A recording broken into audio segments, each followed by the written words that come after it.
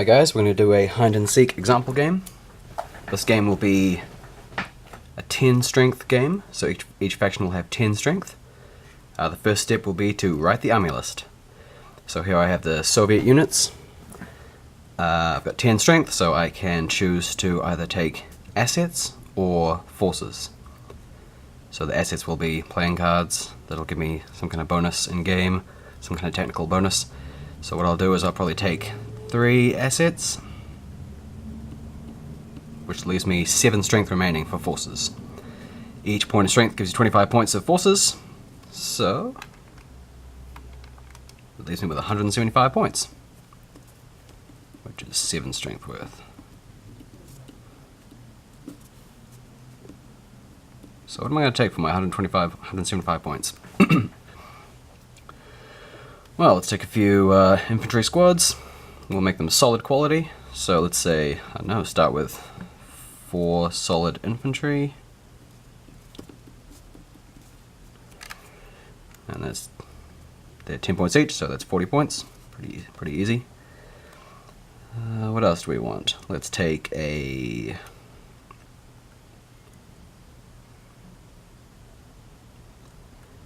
maybe a PKM team. We'll make him solid as well, so that's 15 points. Let's take a couple of BTR 70s, say, I don't know, 3 BTR 70. We can make them shaky, or we can make them solid. Yeah, we'll make them solid. They're quite cheap, so that's 21 points. So far I have 76 points. So let's take might as well take a helicopter or 2. They're always fun.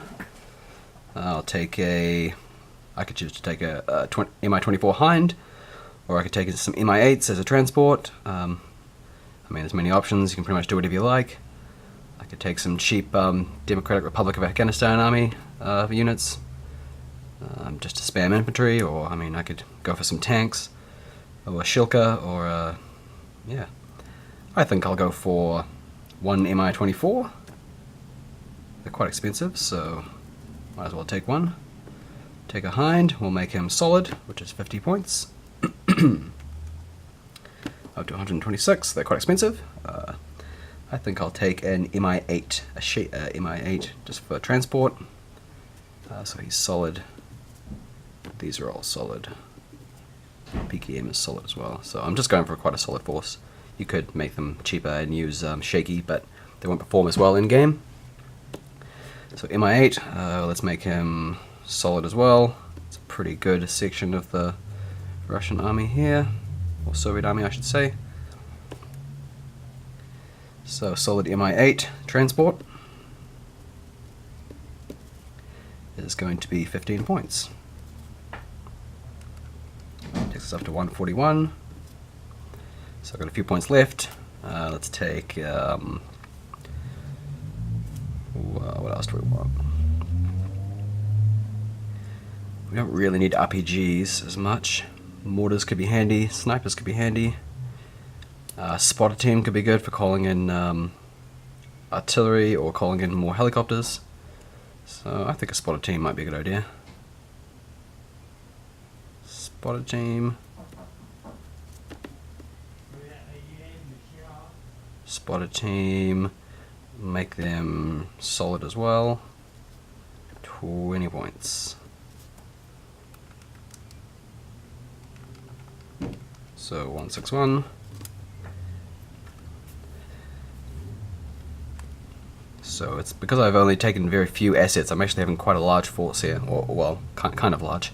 It's getting up there in number of units, but that's okay. I could have taken more assets and had a smaller force if I wanted to, but I'm going to focus mostly on the units on the ground. So what do I have left? I got another 14 points. So what can I take for 14 points? A couple more BTRs. Take a couple of BMDs. I could go 1 point over and take something like a shaky RPG team, or another unit of Let's take another unit of infantry. 1 solid infantry. And we can take a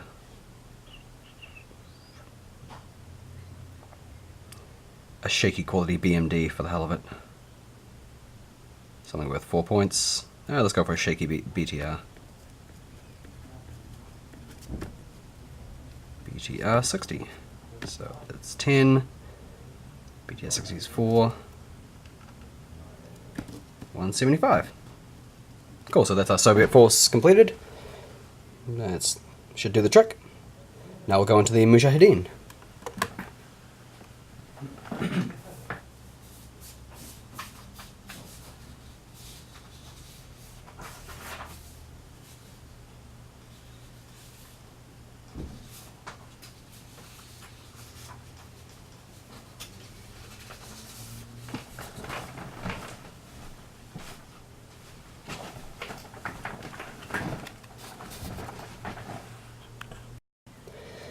Okay, well, we're with the Soviets. We've written our force, and now I can issue 2 of the asset cards that I need. So I got 3 assets. So 3 cards, 2, 3. And we can find out what they are if we want to. Ideally, the Mujahideen player won't know anything about these. So what do we got? 4. It's a pre-operation foot sweep of the area, which is actually a pre-game asset, so I'll have to use that before the game starts. I've got closer ties with locals, which I could use, or I could potentially use it as a reaction to block escape routes. And 5 is an airdrop of anti-personnel mines, so I can place those anywhere I like. Obviously I'm going to lose some reputation if I place them close to a village. And as a reaction I could use those to prevent an IED from destroying a vehicle by using mine detector sweeps. Yeah, so those are my 3 Soviet assets. I'll keep those aside for later on. Now I'll move on to the Mujahideen. Okay, Mujahideen forces. 10 strength once again. So we can choose how many assets and how many forces we want to take. I will probably take, say, 5 assets. Just so we have quite a few options there. Assets can be pretty powerful as the Mujahideen, or they're just, in general, they should be about even to taking forces.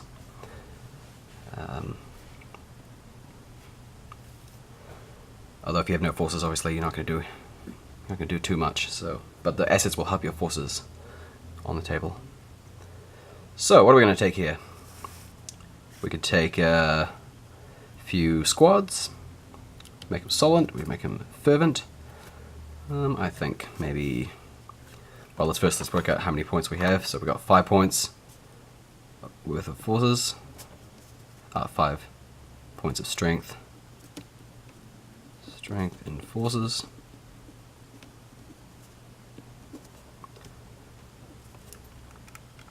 And each point gives 25 points, so it's 125 points worth of forces.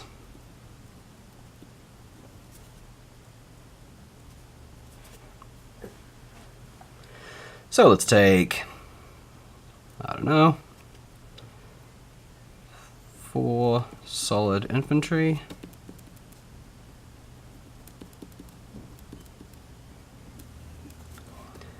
Let's take a shaky Dashika team, maybe 2.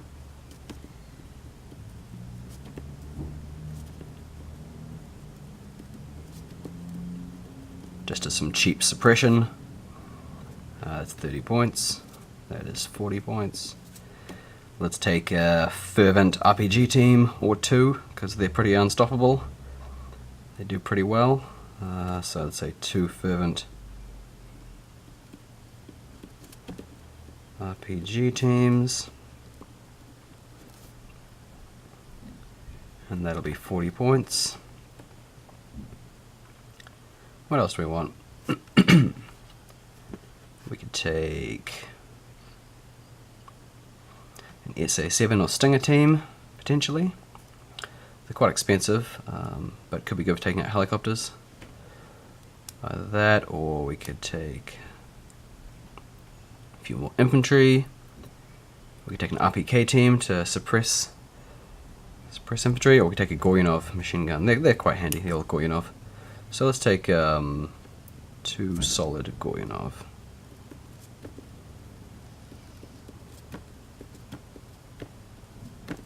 Teams. So how many points is that? That's 30 points. How many points have we used up so far? 140, so we're actually way over. Whoops. So let's drop this down to like 1 fervent RPG team. Which takes us back to 120. And we've got 5 points, so I might drop one of these solid infantries, make it down to 3 solid infantry. Gives us another 10 points, so gives us another 15 to go. And for that we can take a solid RPG. It's handy to have a few RPGs. So that will pretty much do us 125. 15 points, so let's just add it up again. We've got 30 points worth of infantry, 30 points for 2 shaky Dashika teams, 1 fervent RPG, 2 solid Goyunovs, and a solid RPG. 125, so that's perfect. Cool, so that's our little Mujahideen force.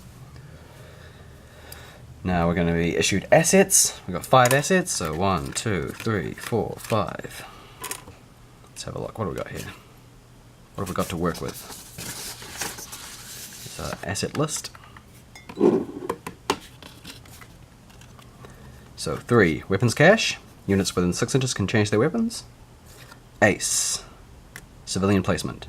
So there'll be some civilians we can use to our advantage, hopefully. Prevent enemies from firing near them. Hide behind them, that kind of thing. 5, anti-personnel mines. Also very useful. 8, good overhead cover. So we can place some area terrain around and use it to our advantage. And 6, interference.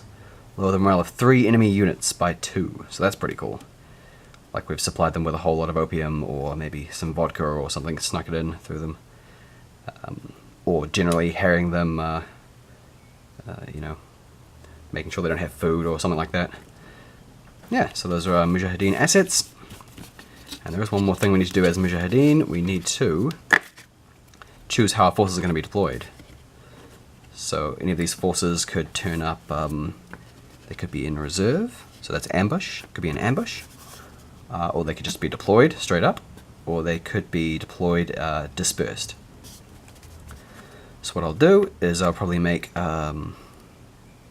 these two, we'll deploy them in dispersed.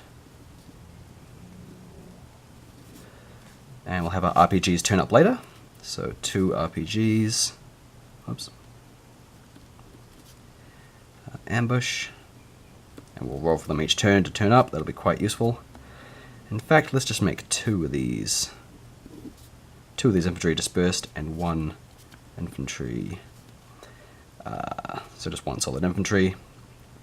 Also an ambush. So this is kind of my ambush area of units who will turn up later. 1 unit infantry. My Goyunov teams. I could make them turn up an ambush as well potentially if I want to. Yeah, sure. 2 Goyunov teams. So that's my plan. Have the RPGs ambush out of nowhere. Same with the infantry unit and the 2 Goyunov teams. Meanwhile, 2 Dashikas and 2 units of infantry will be on the ground, ready to engage. And that should hopefully help us out. Probably be a kind of an early-ish war battle. Obviously there's no stingers there. That's something I probably could have taken. Might have been handy, but that's okay. I've got the Dashikas to hopefully keep helicopters at bay, so we'll see what happens. Never know with Hind Seek, there's all sorts of crazy stuff goes on, so yeah, let's start the game. Okay, here's the table setup. We're going to be playing a search and destroy mission. The Soviets will attempt to eliminate or capture Mujahideen units in the area. So the Mujahideen will deploy first in one half of the table. You can see I've used this half. Got a few Mujahideen units down.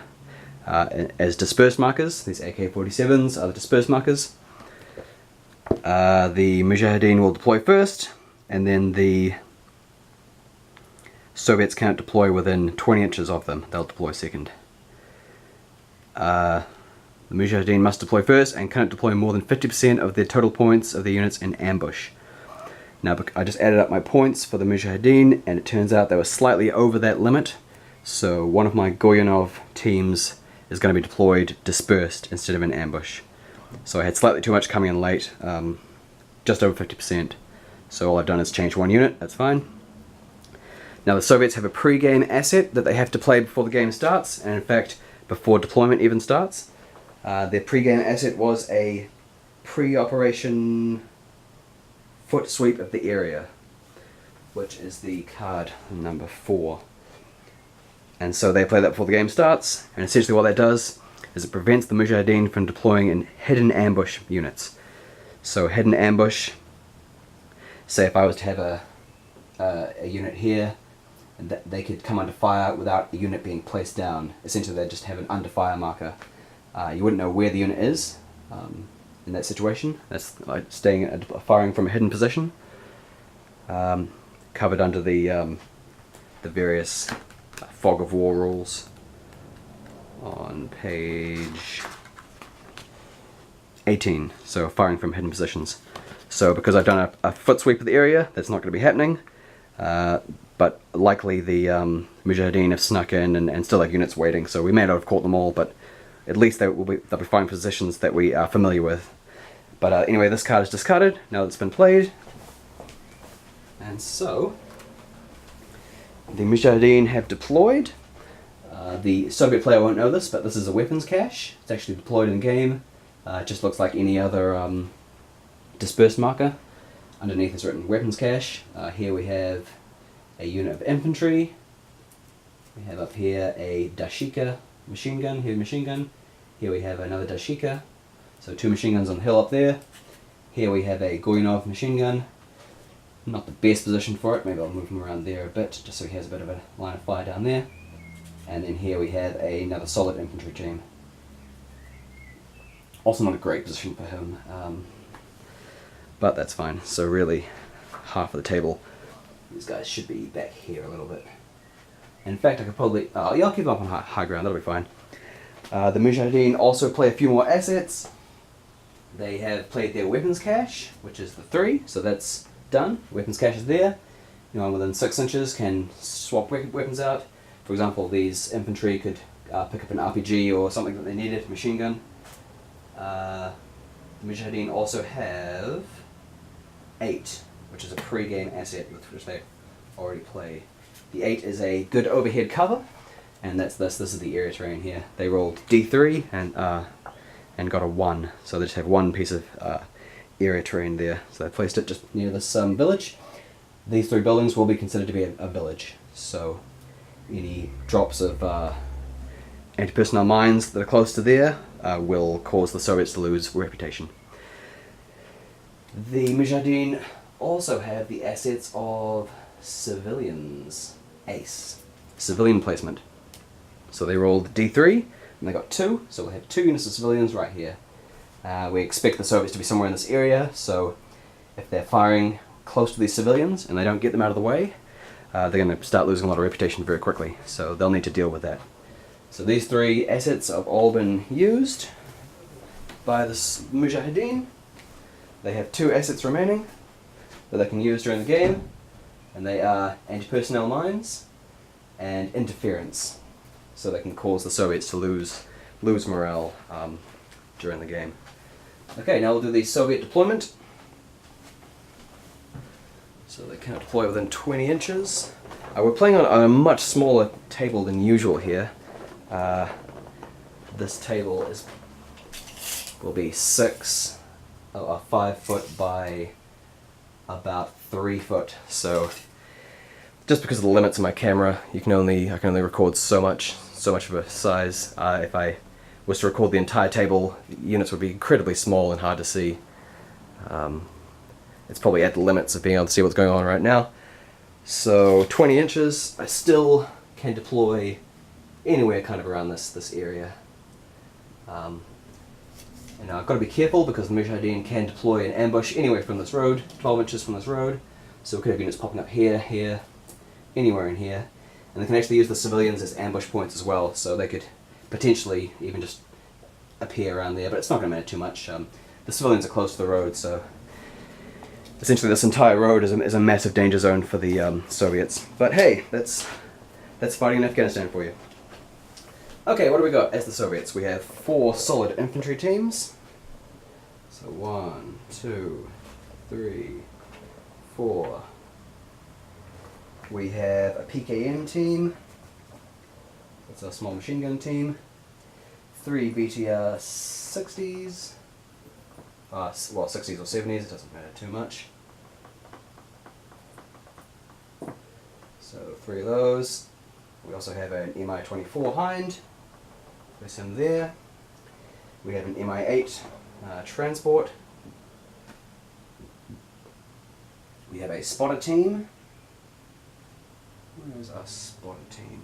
In fact, this is our spotter team. This is our machine gun team. And we also have a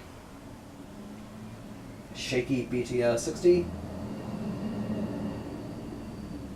So it's shaky. And another solid infantry team. So it's quite a decent little Soviet force. They opted for far more forces than assets. And we'll see how that works out for them. Now, I think we'll put a unit of infantry inside this Mi-8. That way it can transport them and drop them around later somewhere. We could put the infantry inside the BTRs, but it's shown that if they take an RPG, the infantry inside are pretty much going to be dead, so it's not the greatest idea. Usually it's best to advance them ahead, advance them on foot. So let's see, I can deploy 20 inches up to 20 inches away from the Mujahideen. So I'll put some of these BTRs on the road. Much easier to drive along the road. Could go off-road, but not necessarily. I could put a BTR over there just to have kind of a flanking force. And we'll put some infantry there, just off-road. A few there. And a few with this force over here. Got a spotter team who can stay back and kind of call in airstrikes or artillery, or potentially call in more helicopters if he needs to. We've got a PKM, we'll put him there, and another. We could put a couple of Soviets over here, just as kind of a flanking force near that BTR 60, not than 20 inches, so probably need to go back a little bit further, just like that. The Hind can go there, hopefully do some attack runs. Mi-8, somewhere around there. We've got to think where we're going to drop those forces, somewhere where you're not going to be under too much fire, because you really don't want to be landing under heavy fire. And you kind of want to be pointing in position you want to be dropping your unit. So I kind of have to think ahead a bit. I could drop them around here. I could try and maybe just get straight over and attack from behind, or maybe around here. I'll probably go for that area over there, seems okay. Airborne's fun. It may not be that effective in very close quarters like this, but I like to do it, so that's okay. Okay, let's start the game. I believe we roll off to see who takes first turn here. I'm pretty sure. Roll off to see who gets first turn. So I might as well bring a few dice over. So the Soviets will be red, Mujahideen green. Looks like the Mujahideen have first turn. So I'm playing solo here. Obviously you're going to have a lot more fog of war when you play with an opponent. The Soviet player isn't going to know at all what's under here or how many ambush units are coming. And likewise the Mujahideen won't know about the Soviet assets that will come later. But for this example game, it's just going to be, I'm just playing things open and trying to pretend that I don't know where things are, trying to roleplay a little bit. Okay, Mujahideen turn 1. We'll roll for all forces in ambush. D6 for each one, need a 4 or higher to arrive. So we've got 2 RPGs. We'll roll for our Fervent RPG team. He arrives. So, Fervent RPG team. Our other RPG team, who is Solid, does not arrive. 1 unit of infantry does not arrive, and 1 Goyunov team does not arrive. So only our infantry, our Fervent RPG team has showed up so far. So I can cross this out and write in just that there's a Solid RPG to go. So you've got to keep track of who has arrived. And yeah. So because our RPG team is deployed in ambush, you can deploy anywhere on the table. Which could also be usually not close to any Soviet units, but it can always be within 12 inches of a road. Or within 12 inches of either of these civilians.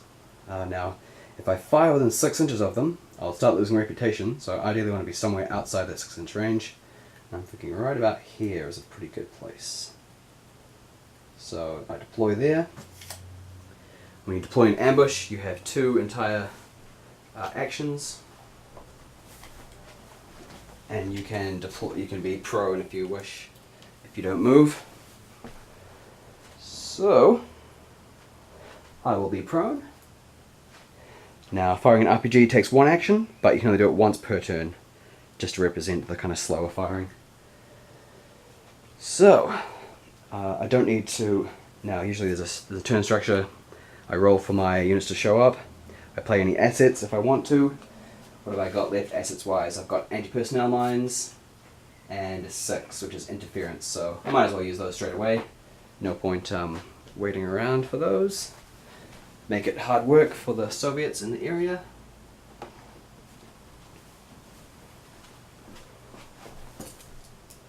So I've actually misplaced all my markers, so I'm just handwriting a few things here. AP mines, let's place them somewhere really annoying, like right there. So the area, it's a 6-inch diameter, so the area 3 inches from that. Everyone inside there is, in fact I could probably place it over there. So everyone's inside the minefield. Hooray! And we also have interference. So we've supplied some Soviets with opium or vodka or whatever it is that causes them to lose their morale. Or maybe they just weren't that keen to fight today, or tired or whatever. So they lose 2 morale. How many units can I do it to? Lower the morale of 3 enemy units by 2. So we'll make these 2, minus 2 morale. So that's a good start already. I don't have my morale markers, so I'm just using a dice as well, which is easy. And who else? Yeah, we'll lower these 2 guys by 2 as well. So before this battle's even started, we're already impeding the effectiveness of the Soviet force, but that is all the Mujahideen assets used up. In fact, when I play the 5, which is the anti-personnel mines, the Soviets can counter it if they want to. They can use because the Soviets also have a 5, they can choose to counter it, which I think they will. So that's the Mujahideen has played their 5. The Soviets will say, we'll counter your 5 with mine detector sweeps. Roll a d6.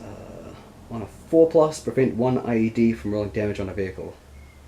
Okay, so it doesn't, it does, well it's supposed to counter, a 5 is supposed to counter another 5, so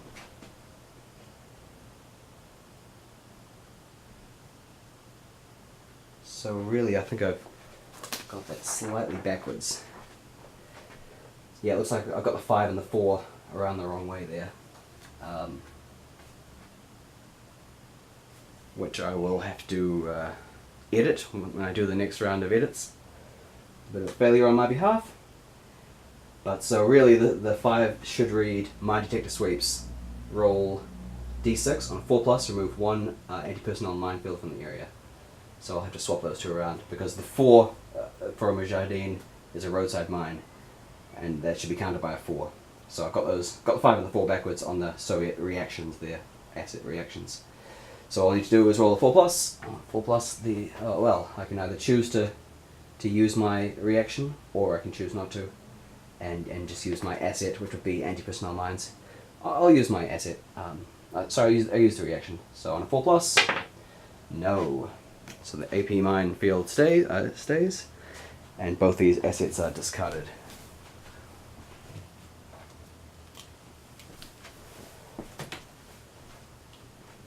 Okay, so Mujahideen turn. We've got this RPG who can fire straight away if he wants to. Civilians, we can't get them to move or anything. We can deploy. Oh, I should also say that the Soviet helicopters, you need to choose an altitude for them. So they're both going to be at low altitude for this game. So they're ready to do attack runs and deploy units, that kind of thing.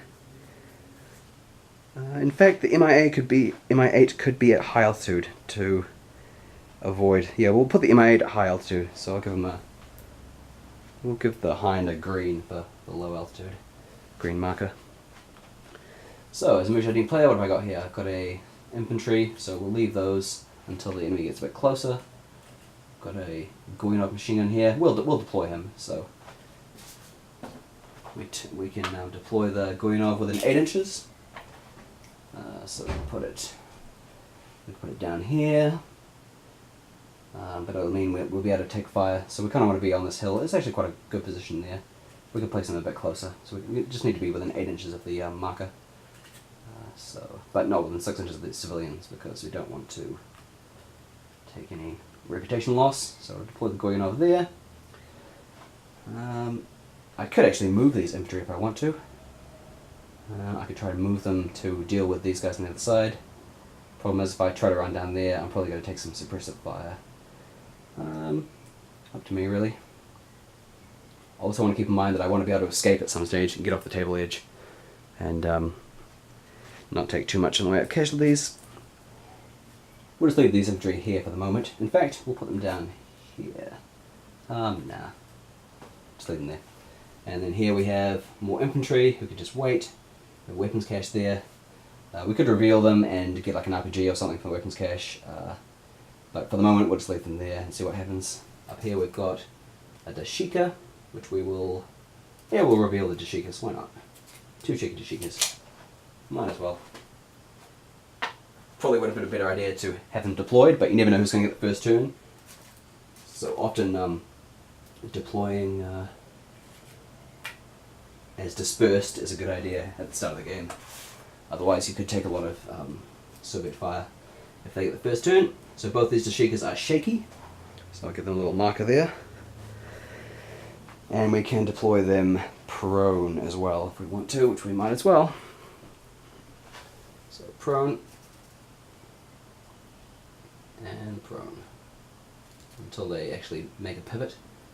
It's important to know which way they're facing, so I'll place them that way. And in fact, because you can deploy within 8 inches of the marker, I can actually deploy them on this ridge here, like that. That'll give me something to keep this right flank of Soviet units pinned down a bit. Okay, so let's go for the Mujahideen unit activation. So let's fire, first off, let's fire an RPG at that BTR. Why not? So, fire an RPG. We've got our infantry quick reference here. RPG has a 12-inch lethal range, so it's well in range. You have to be within lethal range to damage a vehicle. Suppression doesn't matter against vehicles. And in order to hit, I need to roll a 2+, because he's fervent. So let's roll that. Yep, I pull it off. So the RPG hits the vehicle. RPG is +3 versus vehicles. I got my BTR 60 damage table here, so I roll a d6 and add +3. So 6 + 3, that's going to be destroyed. So the BTR is destroyed straight away. Takes a rocket and begins to burn. Welcome to Afghanistan.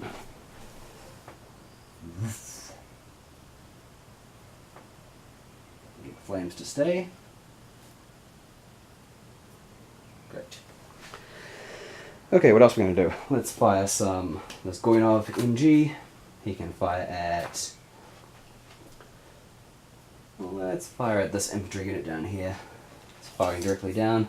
He's firing past these civilians, but he's not within 6 inches, and the target unit isn't within 6 inches, so there's no problem there. The Goyunov machine gun. What is the range on a Goyunov? Let's see. Goyunov MG, 30-inch lethal range, so they're well within my lethal range. Make a quality check.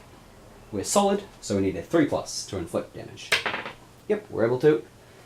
So now we're rolling the damage table. Goyunov is +1 versus infantry. You can see here, Goyunov or PKM, +1 versus infantry. So we roll on the infantry damage table. They're not prone, they don't have any cover, and I add my +1 for being a Goyunov. So I roll on this table with a +1. So 4 becomes 5, which is suppressed 1 and -1 to morale. So we'll place a suppressed marker. Suppressed. And -1 to morale, so they're now -3 morale. Hooray for them. And at the end of the turn they will need to make a morale check, so I'll just give them a yellow marker there.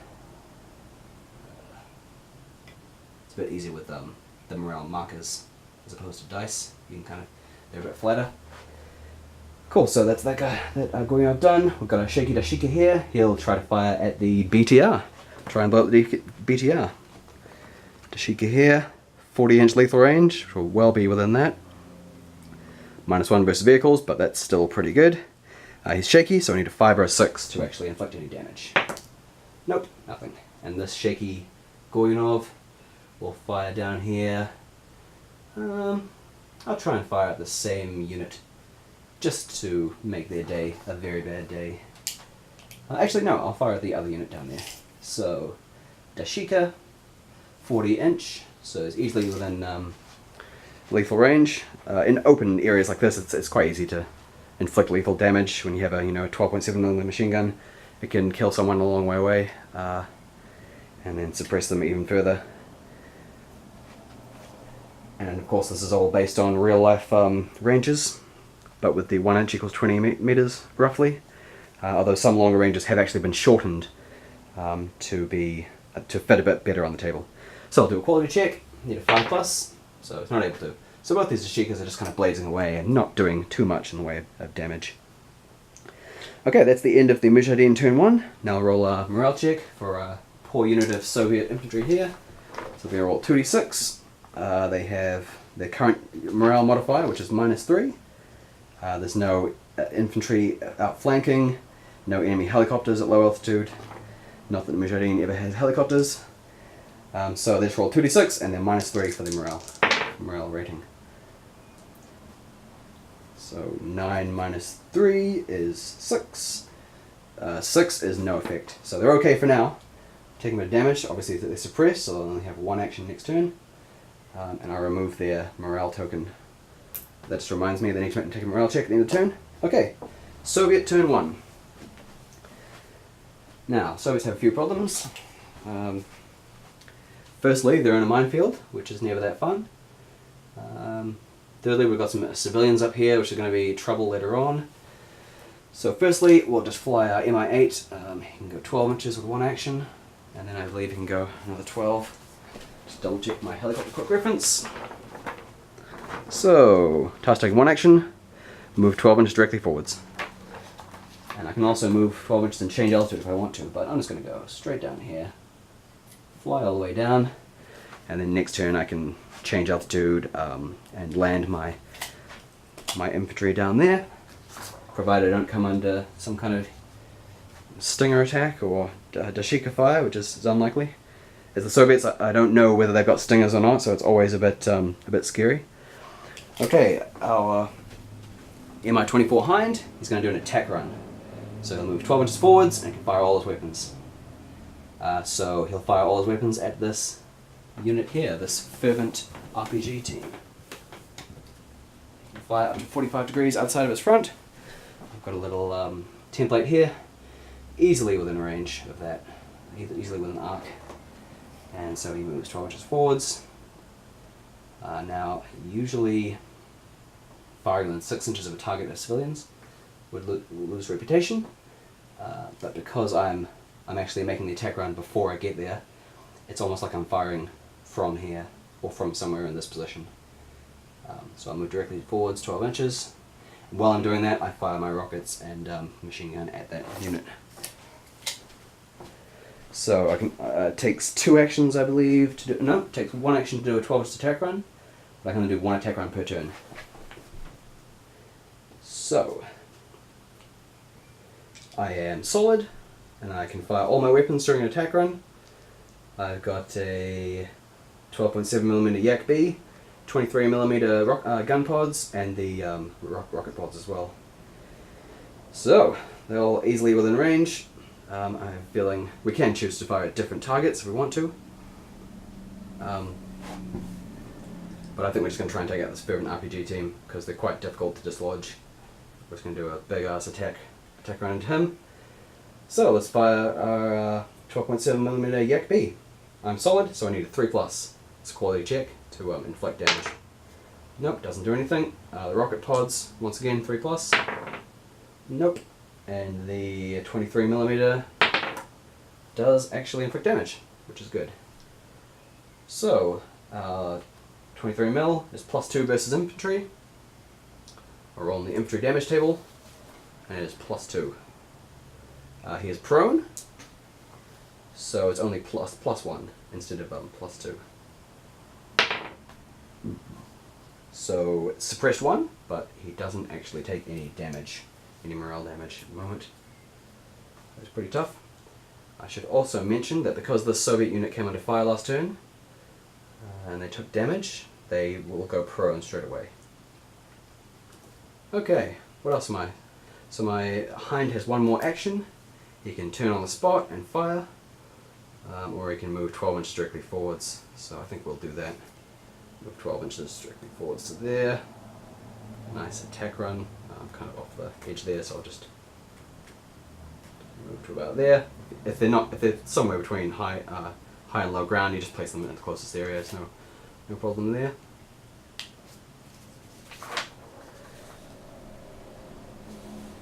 Okay. So my other units. When we're inside a minefield, it's very bad. Very bad thing. So let's find out why exactly that's bad and what to do about it.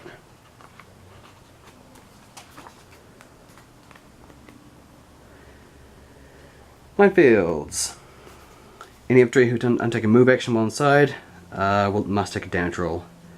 So they could still just move out of it, although roll morale checks is normal if a unit takes morale damage. Units that find themselves in a minefield must immediately roll a quality check. If this has failed, they kind of broken, and so they kind of just hunker down and go, oh no, we're in a minefield, we can't move, we need someone to help us out, get called in the sappers. So we'll have to roll quality checks for all 3 of these units to actually do anything with them. They're all solid, so 3+ for him. No, he's broken. He's also broken, that one there. So he's able to kind of gather himself together and try to get out of there. So at the moment these 2 have suffered what we call morale broken down, and they can't move until a friendly unit makes a move action close to them, which essentially represents the enemies are the friends going, come on, let's go, giving them a bit of moral encouragement. So here we go. Relieving broken units, as you can see. Friendly unit simply needs to make a move action within 6 inches. Doesn't cost any actions to relieve a friendly unit. Cool, so because these 2 are broken down, but this one is not, he's going to try to move out of the minefield, which could be dangerous, but that's okay. Welcome to Afghanistan. So the minefield actually goes 3 inches, so he can move out of it by moving this way. 1 action to move 3 inches. He's a spotted team, so he could probably even go this way. And this PKM team is just outside of it, so that's fine. He takes damage as he moves out of the minefield. 2, so it's just suppressed, which means he loses 1 action next turn.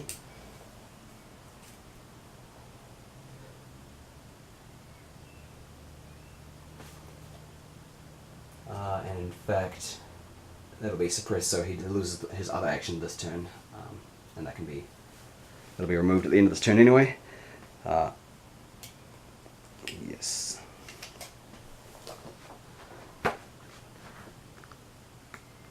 Now, when a suppressed marker is removed,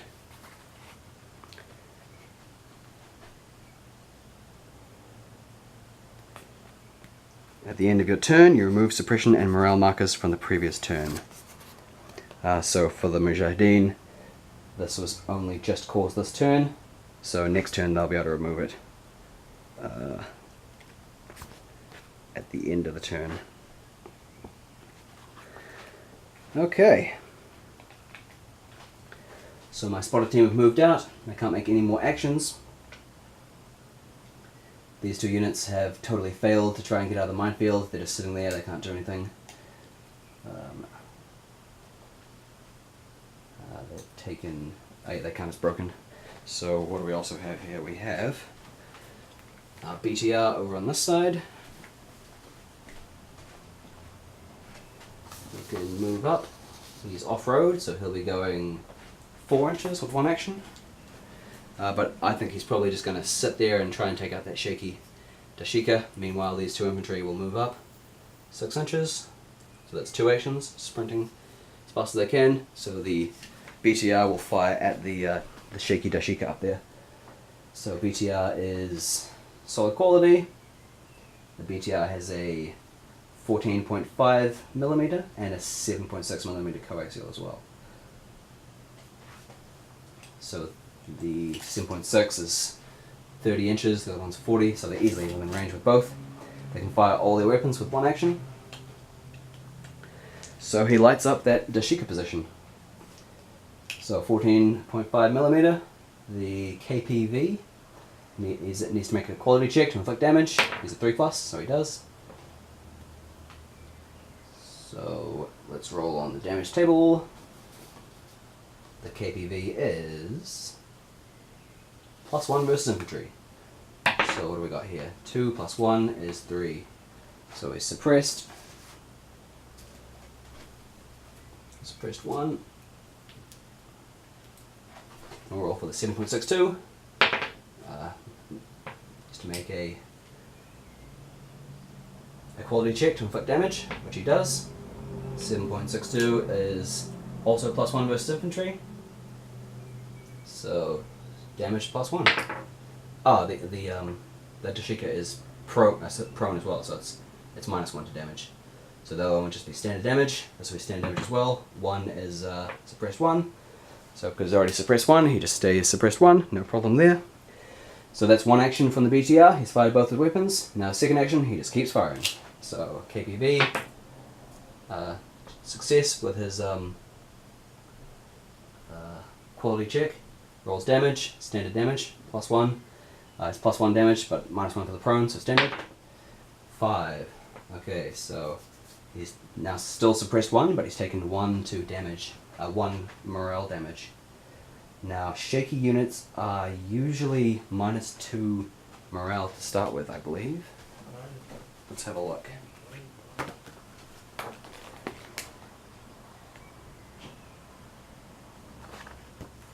Infantry. Shaky units start with a -1 morale modifier. Okay. So it starts with a -1, he's now -2. And he's going to have to take a morale check at the end of the game. Okay, now we'll roll a quality check for the 7.62mm. Succeeds, standard damage, 3. Still just suppressed 1, so no real damage there. These infantry moved up. We've got a spotted team, we can't do anything more. And the PKM team, he's going to fire at this Goyanov down here. So PKM.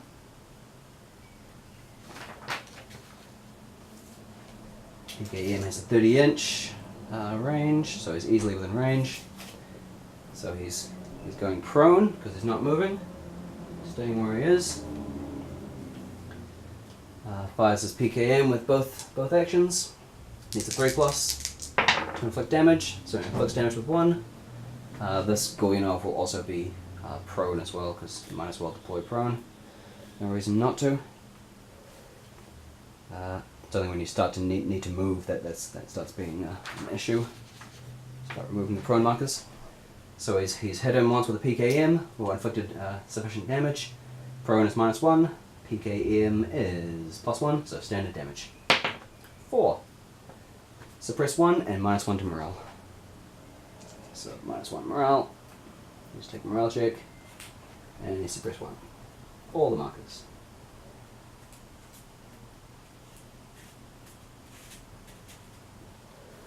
Okay, so we've still got our 2 BTRs here. They can move off-road to get around this this burning BTR. So they will do that. 4 inches, I believe, for the BTR. BTR 60, off-road 4 inches, so you can go to about there. Here's the shaky BTR. And this one here, he can just stay where he is and try and fire up that fervent RPG team. So to sit there, he's not going to move. Firing at high ground. I believe you cannot fire at targets closer than 12 inches to high ground. Let's have a look.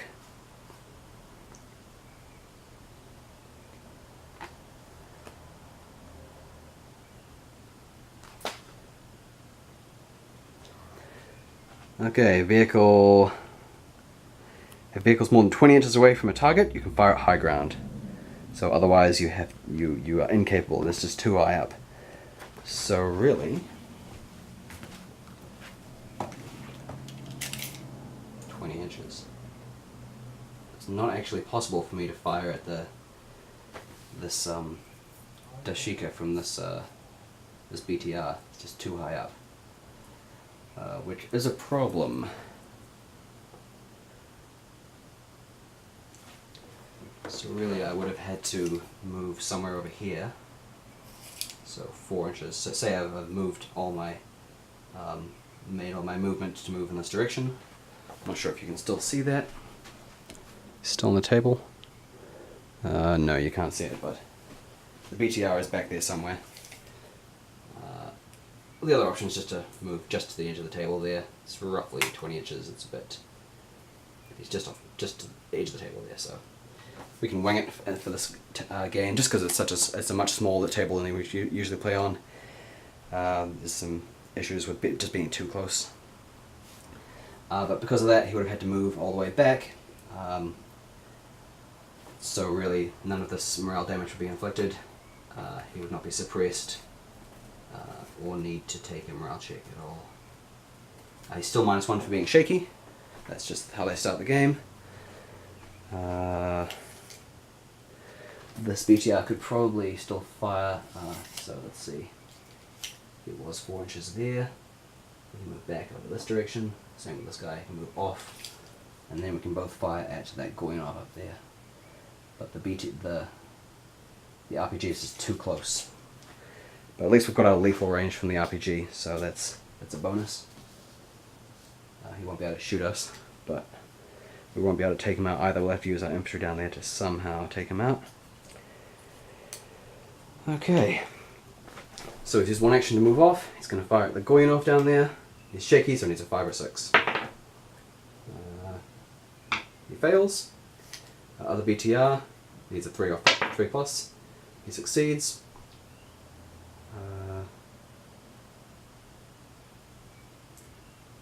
Now I believe this Goyanov already took damage from that BTR, so we'll just remove this, because I'd forgotten about the firing within close range of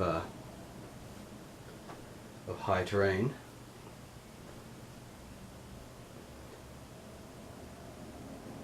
So from our other BTR, we've succeeded our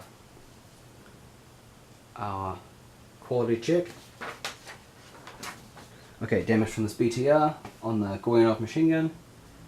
It is a. We can fire our PKM first. KPV. So it'll be standard damage. 6. Pretty good. So suppress 2 and -2 to morale. Yep, -2 to morale. So that's a pretty good good attack. That will completely put that out of action next turn. Or for the next turn. So then we've got a 7.6 mil, lethal range of 30 inches. So still within lethal range. Quality check, success. Roll damage, standard damage, another 6. So it's -4 morale now, and he will only take a morale check. So that's pretty good shooting for those 2 BTRs. Now, these 2 units here, because they're broken down, just means they can't move, but they can still shoot. So they could shoot at this fervent RPG team here, and that's what they're going to do. They all have AK-47s, AK-74s, Soviet AK-74s. This unit here can fire twice, easily within lethal range. So make quality checks for two actions of shooting, 3 plus. So they pull it off both times. This infantry, there's no bonus, but he's -1, so -1 damage. 1, so he's still suppressed 1. The other one was suppressed, but and actually we become prone here because we haven't moved. So everyone's going prone. The other one, because it was suppressed, only has one shot to do, so he'll do the same thing. Quality check, success. Roll damage, -1 for being prone. 3 becomes 2, so just suppress 1 still. So not bad, he's suppressed him 1 point. And that's the end of Soviet turn 1. So now turn 2. We can now remove our suppressed markers from the Soviets. So he removes that. That spot team will remove the suppressed marker. And now we go on to the... Oh, we still need to do a morale check for this Goyunov machine gun. So he is currently -4 for his morale modifier. If there's any enemy helicopters within 12 inches and low altitude, which there are, it's also -1. So he's at -5 to his morale check. 2 to 6, -5.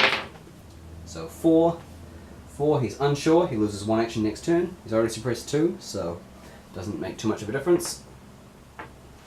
He is keeping his head well down. Okay. Mujahideen turn 2. We'll roll for the rest of the ambush units to arrive. So we've got 1 solid RPG. It turns up.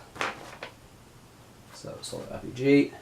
We've got 1 unit of infantry, who doesn't appear yet, and 1 Goyunov team, who does appear. So Goyunov team. Where are we going to put these guys? Now, so we've got a pretty good position on this side of the table. We've managed to push the Soviets way back so that they are trying to fire as far away from the high terrain as possible. So I've got an RPG here. We can appear right here and blow up some more BTRs. And we've got this Goyunov team who can appear right up here. Anywhere within 12 inches of the road is fair game.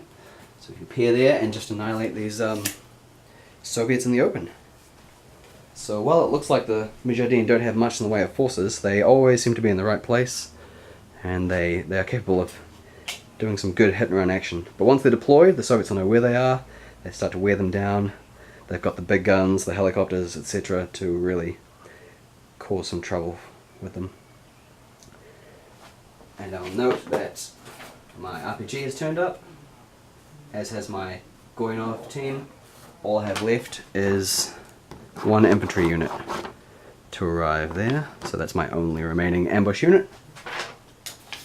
Okay, what are we going to do? We don't need to play any assets because we don't have any left. We've got Soviet helicopters flying around us. Got an infantry team here, just hanging out. We could move this infantry team, solid infantry, so we're trying to get those guys in a good position. I think if we flank around here, we could probably cause a real problem with these for these Soviet infantry. If I can get around the side, they're going to be in a lot of trouble. So I'll move this. I believe I can move my disperse marker up to 6 inches. Let me double check. It has been a while since I played this game, so I'm trying to remember things, but that's good. It means as I look things up, you guys will also learn exactly how these things work. So disperse marker can move up to up to 6 inches. But it looks like you can use your actions to either move up to 6 inches. So I can use 2 actions to move 12 inches. I thought I could. So 12 inches, that'll put me in a position to potentially appear on their flank next turn, and that'll be a lot of trouble for them. So being dispersed is quite useful. Gives you a lot of mobility and allows you to get into the right place. Okay, let's blow some stuff up. Start with our RPG team. He's suppressed 1, but he can still fire his RPG with 1 action.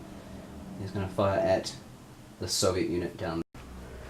Okay, I've altered my camera settings so I can see a bit more of the table there. We're up to the Mujahideen turn. They're just about to fire their fervent RPG team at one of these infantry units.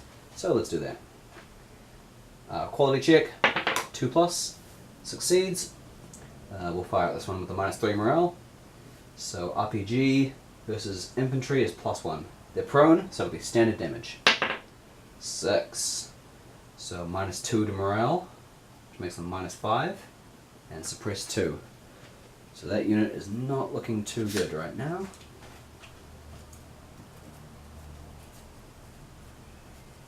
Grab my suppress markers. Suppress 2 and -5 morale. They'll need to make a morale check at the end of the game as well. That's all the actions this fervent RPG can do. This Goyanov is completely suppressed. I've got an RPG here and a Goyanov turned up here. So this RPG, the turn he arrives, he can choose to be prone if he wants to, and pretty much all your Mujahideen turning up are going to be prone, as they're generally lying in wait, lying down somewhere in some good rocks or found a good position, just to give them a little bit of cover. So he's got 2 actions, but he's just going to use one of them to fire an RPG because he can't fire an RPG twice. So morale, quality check. He'll fire against the shaky BTR there. Oh, actually, we'll go for the good quality BTR. Why not? So he fails. He needs a 3+. He's got 1 more action, so he doesn't really need to do much else. So he's just going to wait it out. This going up here, he'll fire at the unit with the low morale. You can potentially fire twice with the Goyanov. So, fires twice with need a quality check. He's solid, so 3+. So 1 inflicts 1 damage. Goyanov is +1 versus infantry. They're in the open, so there's no negatives there. So 6 + 1 is 7. So they're suppressed 2 and -2 to morale. Makes them -4. And I'll need to make a morale check at the end of the turn. Morale marker. So that's the Goyanov. He spent both his actions firing. Now the shaky Dashika will fire at them as well, just to get them. Oh, actually, we'll fire at the other unit down there, just to kind of keep their heads down. So I need a 5+. Nope, I don't succeed. Wildly firing in the air somewhere, and the Soviets know it's nowhere close. Another shaky Dashika here. He's going to try to fire at the Hind, just because he can. Dashika. Now, because he has a 45-degree arc either side of the front of his base, he's going to actually have to pivot. So he pivots. So he's no longer going to become prone. If he was to pivot while staying prone, it would cost him 1 action. But so he's just going to get up. So essentially he gets up, moves some shrub out of the way or whatever it is. So he no longer counts as prone. So he pivots for free.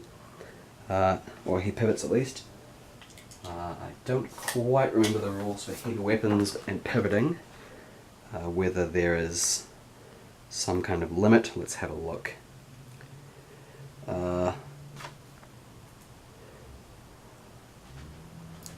Yes.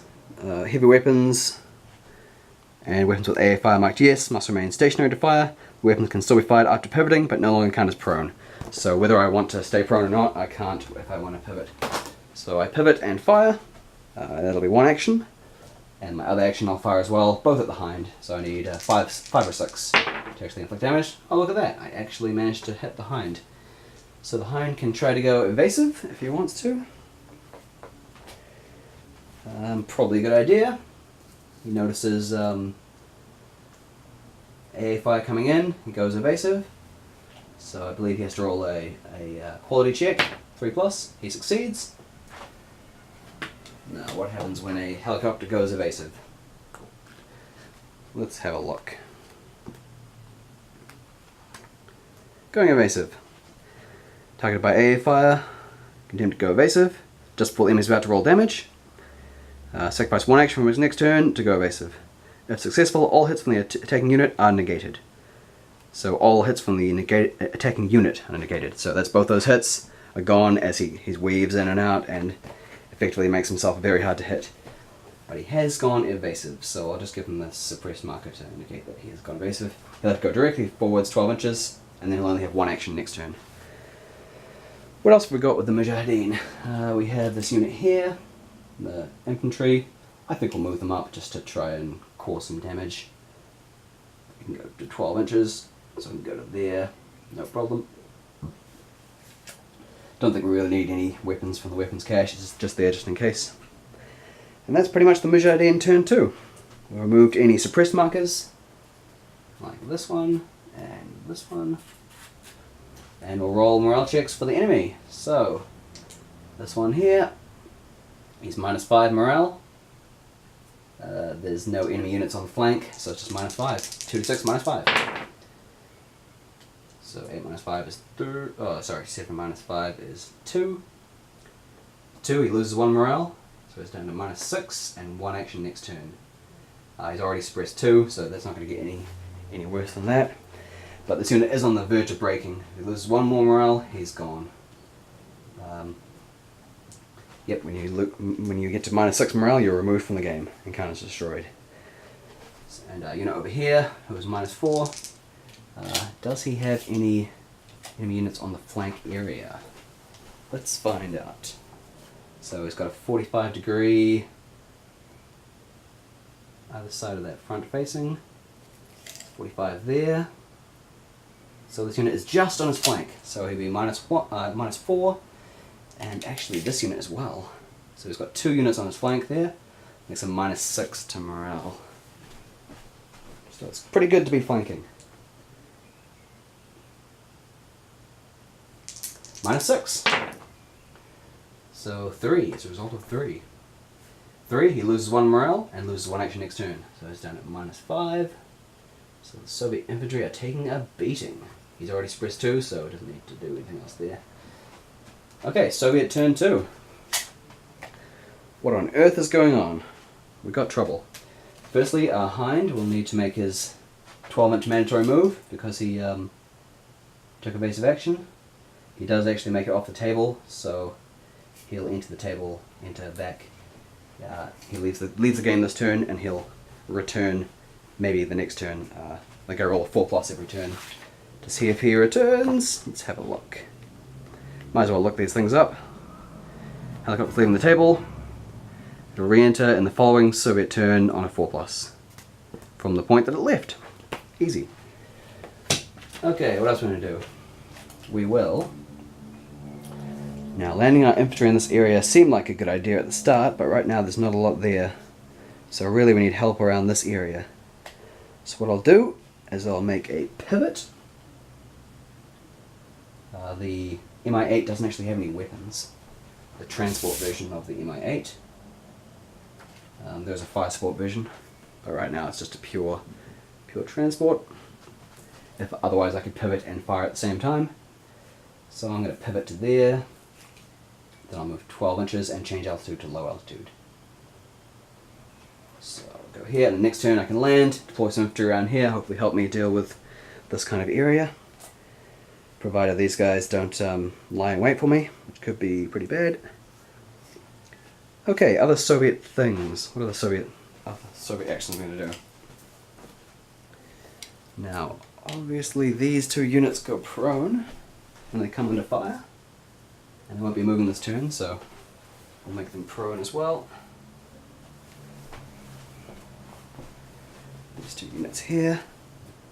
not going to be moving. This one goes prone as soon as he takes fire. Everyone else is pretty much prone, but our spotted team will go prone as well. Could be time to call in some support. Okay, so helicopters are moved. They've done everything. This unit here is going to fire at the Fervent RPG. He's 3+, inflict damage. He does. So -1 damage.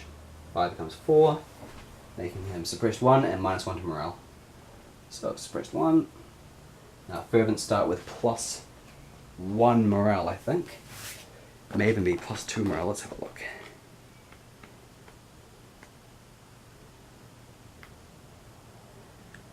Fervent +2 morale. So he was +2, we use a white dice for +2, but now he's only +1. And he will need to take a morale check at the end of the turn, because he's taking morale damage. Other unit is suppressed 2. This machine gun unit will fire at him as well. He has the option of firing at that RPG, or you could try and shoot this RPG up here. I think I will do that. We'll pivot on the spot, but stay prone. So because I'm staying prone, that'll cost me 1 action. And then fire my PKM up there. So I'll have 1 action pivot on the spot while prone, 1 action fire the PKM. So 3+, I don't succeed. So if I'd pivoted on the spot for free and fired at the same time, I'd no longer be prone. But I'm playing it safe, so he's carefully kind of crouching around and crawling to a new position and firing up at that unit.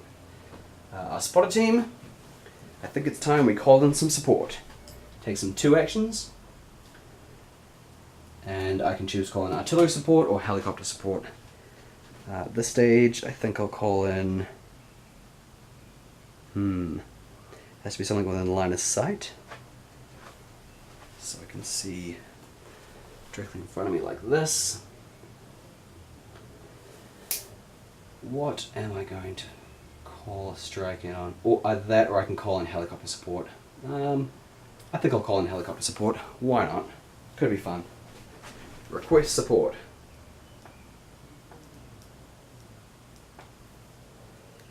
So he's made his request for helicopter support. Double check we know what we're doing with regards to calling in support.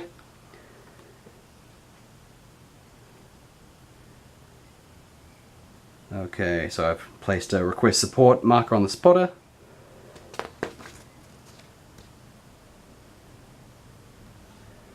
Soviets make use of spotter teams. Select a valid target within 40 inches in line of sight.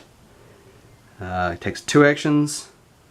And you don't need to roll a quality check or anything. And simply I'll draw a card next turn to see if anything actually shows up. I'll keep drawing until something does. Okay, so that's that unit there. PKM's done his thing. Got two BTRs there. They'll keep firing at this Gorgonov machine gun down here. So it's shaky against him, 20 inches, so he can fire there. Two attack actions, so fire both the weapons twice. Might as well roll 1 weapon at a time. So I've got 2 times firing the KPV and 2 times firing the 7.62 PKT. So I need 5+ for my 14 mil KPV. So 1 KPV hit. It is just standard damage. KPV. Yep. So prone versus +1, so standard damage. 5. Not too bad. Suppressed 1, -1 to morale. So it's now -5. And suppressed 1. And the 7.6 mil. Same thing, 30 inches, so we're easily within lethal range. 5 or 6. Nope, I don't hit with either of those. My other BTR will do the same thing, shooting down there at him. So 2 KPVs. Needs a 3, he fails, and a 7.6 mil, 2 hits. So standard damage. A 5, which is -1 morale again, -6. And suppressed 1. He's already suppressed 1, so there's nothing extra there. But this unit is very close to breaking. It's not looking good. Okay, infantry on this side. These guys are suppressed, fully suppressed, so they can't do anything. And these guys here will try and fire at that Shaky Dashika team. Actually, the Goyanov is probably a bigger threat there. So they're going to pivot on the spot, cost them 1 action, and they'll fire with their AK-47s. They hit, -1 for being prone, -1 damage. So 4 becomes 3, which makes them suppressed 1. Not too bad. Keep the heads down. BTR back here, because you can actually see. Oh yeah, so he's really, he should be over here. I moved him there, so it'd still be within the camera range, but we'll put him there just because that's where I probably would have moved him. So he's actually 20 inches away, not just kind of 19-ish. And that, now that I've changed the camera settings, you can actually see where he is. Hopefully, let me have a look. Yep, you can just see him picking up the end there. So he moved back there. He's going to fire at that Shaky Dashika. He's too close to fire at that guy. So because he's stayed still this turn, like obviously this is where he would have moved a couple turns ago. Last turn at least. So he's got 2 actions. He fires KPV. That's 1 hit. It'll be standard damage. Suppressed 1. Where are all my suppressed markers? Here they are.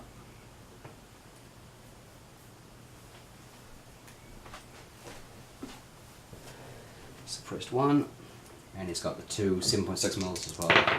A 1 hits and standard damage.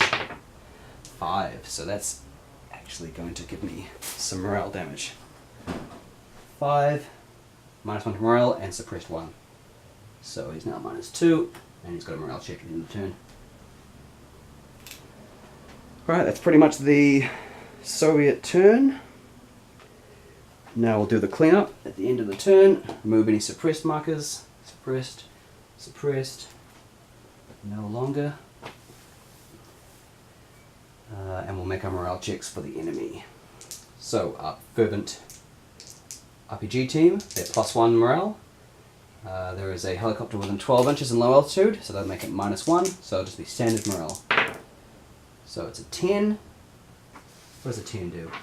They gain 1 action next turn, so they're no longer kind of suppressed.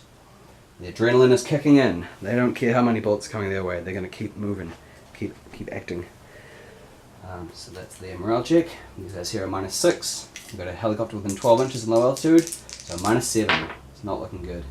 So it's a 3. 3. Lose 1 morale, so they're now at -7 morale, which means they are removed. So goodbye, Goyanov team. That is a Mujahideen casualty. I'll put that in a little pile of casualties. So they just couldn't take it. There was just the helicopter too close and fire coming in from those BTRs. They just scattered and hit the hills. Okay, so now we'll roll for our Shaky Dashika team. -2. No enemies on the flank, so -2 for their morale check. 11 -2 is 9. Adrenaline kicking in. Gain 1 action next turn. So they're no longer suppressed.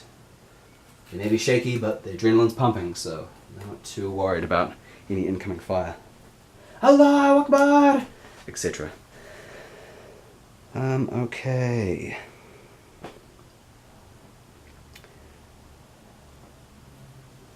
Now we're going to do turn 3. First off, it's the Mujahideen. We'll roll for their last unit to appear.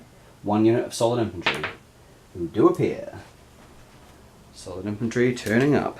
Where are they going to turn up? Let's turn up somewhere really nasty. Because why not? This is what it's all about. Now they can turn up within 12 inches of the road.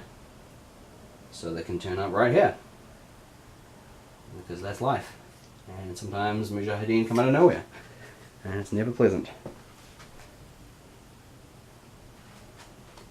So, ooh, I just realized these guys have been firing within 6 inches of a civilian unit. So, we'll lose reputation for that. That's good, because I wanted to show you guys reputation. So obviously these guys turn up, they're probably going to be prone, because they won't be moving anywhere. Okay, how many times did we fire within range of a civilian unit? I believe twice. Yes, twice. So we're going to lose two reputations. Once for each time firing within 12 inches. Within 6 inches.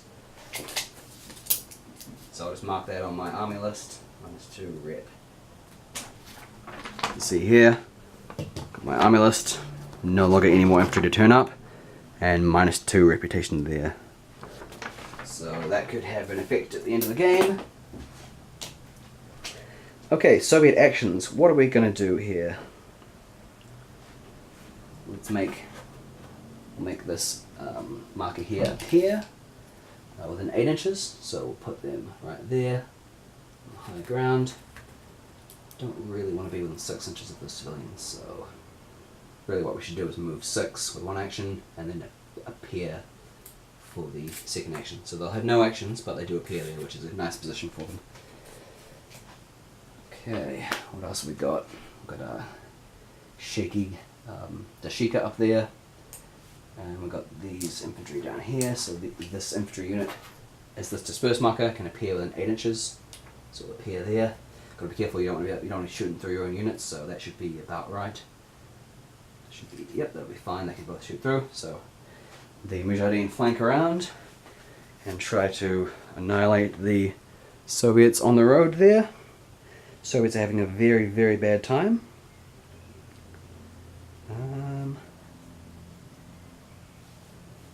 So let's do some Mujahideen actions.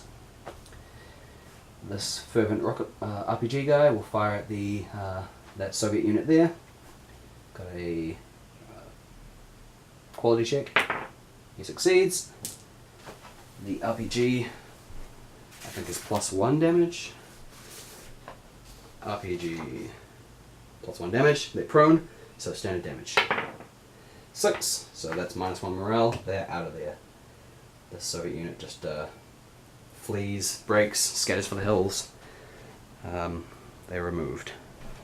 So I'll place that on the Soviet losses section, casualties. That way at the end of the game I'll know how much that they've lost. Okay, that's his one action. He's got one more action, but he's just going to stay where he is. He's in a pretty good position to fire at things. So who else we got? These two infantry here. This one has been deployed from disperse marker, so we've got one action left. I believe he can be deployed prone, and I have one action to try and shoot those infantry. He fails. These guys turned up from ambush, so they'll have 2 actions. They'll fire at them with the AK-47s, near 3+. Fail, fail. So they're just wildly shooting in the air. These guys don't seem to notice too much, which is good, because if these guys took a single point of damage, they're going to be in a lot of trouble by having a single point of morale damage. They're going to have all these units in the flank, which will be a very bad time for them. Okay. Other Mujahideen actions. Shaky Dashika, he's going to fire. Now I believe the high terrain blocks line of sight, so I can't actually fire at this Mi-8. He's on the other side of the high terrain from me, being at low altitude.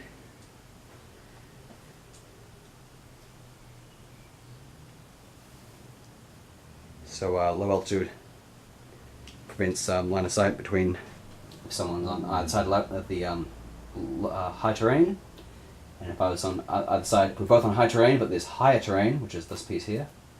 Higher terrain between us, they won't be able to fire. So right now this guy's behind. You can imagine these hills are a lot higher than this in real life. He's dipped down behind a gully. These guys have no idea where they are. So what they'll do is they'll fire at this infantry unit back here. But to do that, they will need to pivot. So pivot and fire. They're not prone anymore, but they don't really care. They're far enough away.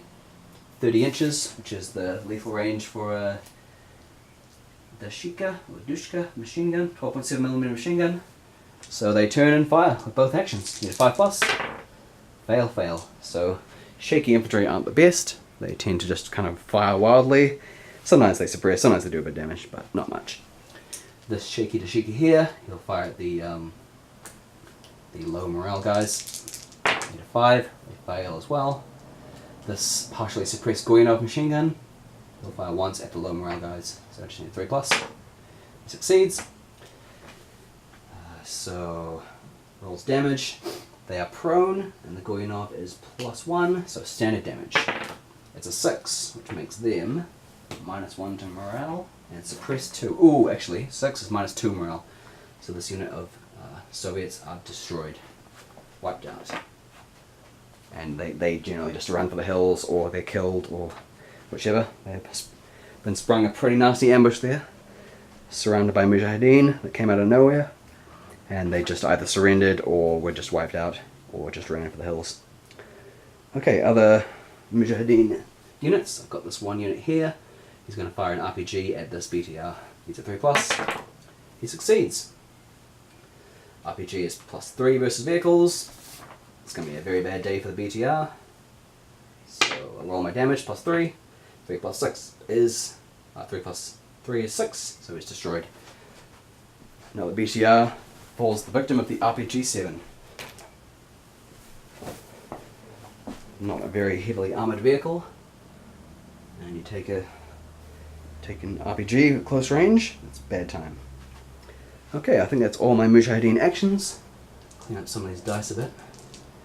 We are on to the end of the turn phase. So I'll remove any suppress markers, and any enemies will take morale checks, but they don't have any to take. Not too much of a successful turn for the Mujahideen, except for, well, actually it was. They wiped out a few units, finished them off, so they did well there. More like wiping out than actual morale damage. Okay, Soviet turn 3. Does our Hind come back? Yes, he does. So he comes back on. Firstly, I'm going to draw a card for my spotter requesting support. I draw a card if it's a face card, which it is not. If it's a face card, I get to roll on the support table and see if anything actually turns up. So he's desperately calling in base, saying he needs support now, and no reply yet. Okay, our Hind turns up. He can move back in up to 12 inches, and it can be an attack run, so he's going to move in back this way. And do a nice little attack run on that fervent RPG team. So fire all our weapons at him. Where's my helicopter sheet? Here it is.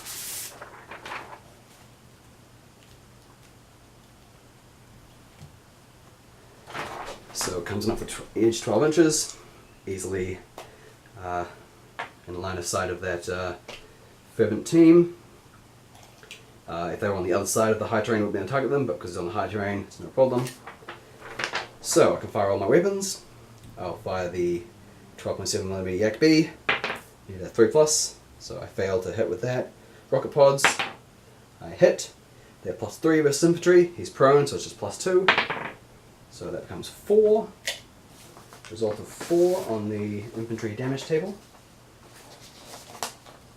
which is suppressed 1 and -1 to morale. So they no longer have a morale bonus, and they're suppressed 1. So he's worn down that fervent unit. They're not feeling as quite as fervent anymore. So they've gone from being +2 morale to being no modifier. And he still has his 23mm GSH 23L, the cannon pod on the side of the vehicle or aircraft. So he fails. So it doesn't quite hit home. He just kind of does a messy attack run as he hits along. And then what he'll do is he can just pivot on the spot and fire again if he wants to, or he can move 12 inches. He only did 1 attack run, but he's just going to pivot on the spot this way, and at the same time he can fire his Yak 7, the Yak B. So 3+. Yep, he's firing down the air, those guys. So the lethal range is 40 inches, so easy to be able to pull it off. They're prone, and the Yak 7 is +2, so it's only +1 damage. 6 becomes 7. It's pretty good. At least the Hind's doing something. 7 is suppressed 2, and -1 morale. So the Hind's hopefully coming to the rescue of these units here. Okay, so that's the Hind done. The Mi-8 is landing. Takes 2 actions to land. So I'll just put a, I don't know, suppressed 2 marker on him. He's now landed. In fact, what I'll do is I'll give him another green marker. So green marker for low altitude, 2 green markers for landed. Just because I don't have my markers, I don't know where they are. They're gone somewhere. So now he's landed. He can deploy his unit. Deploy his transported infantry. Let's see how that works. Helicopters, transport, targeting infantry. Transporting infantry. Must spend 2 actions to land. So now it counts as stationary, the helicopter. And we all know what that means. It can be targeted by RPGs, and generally will have a bad time when enemies shoot at it. So while this guy is cheekily landing here, this fervent RPG could well fire an RPG at him while he's doing so. So we'll see what happens there. Once on the ground, helicopter counts as a regular vehicle, can be targeted by any weapons. Infantry follow the usual rules for embarking and disembarking. 1 action to disembark, 2 actions to embark. So it takes the infantry 1 action to disembark. We replace them.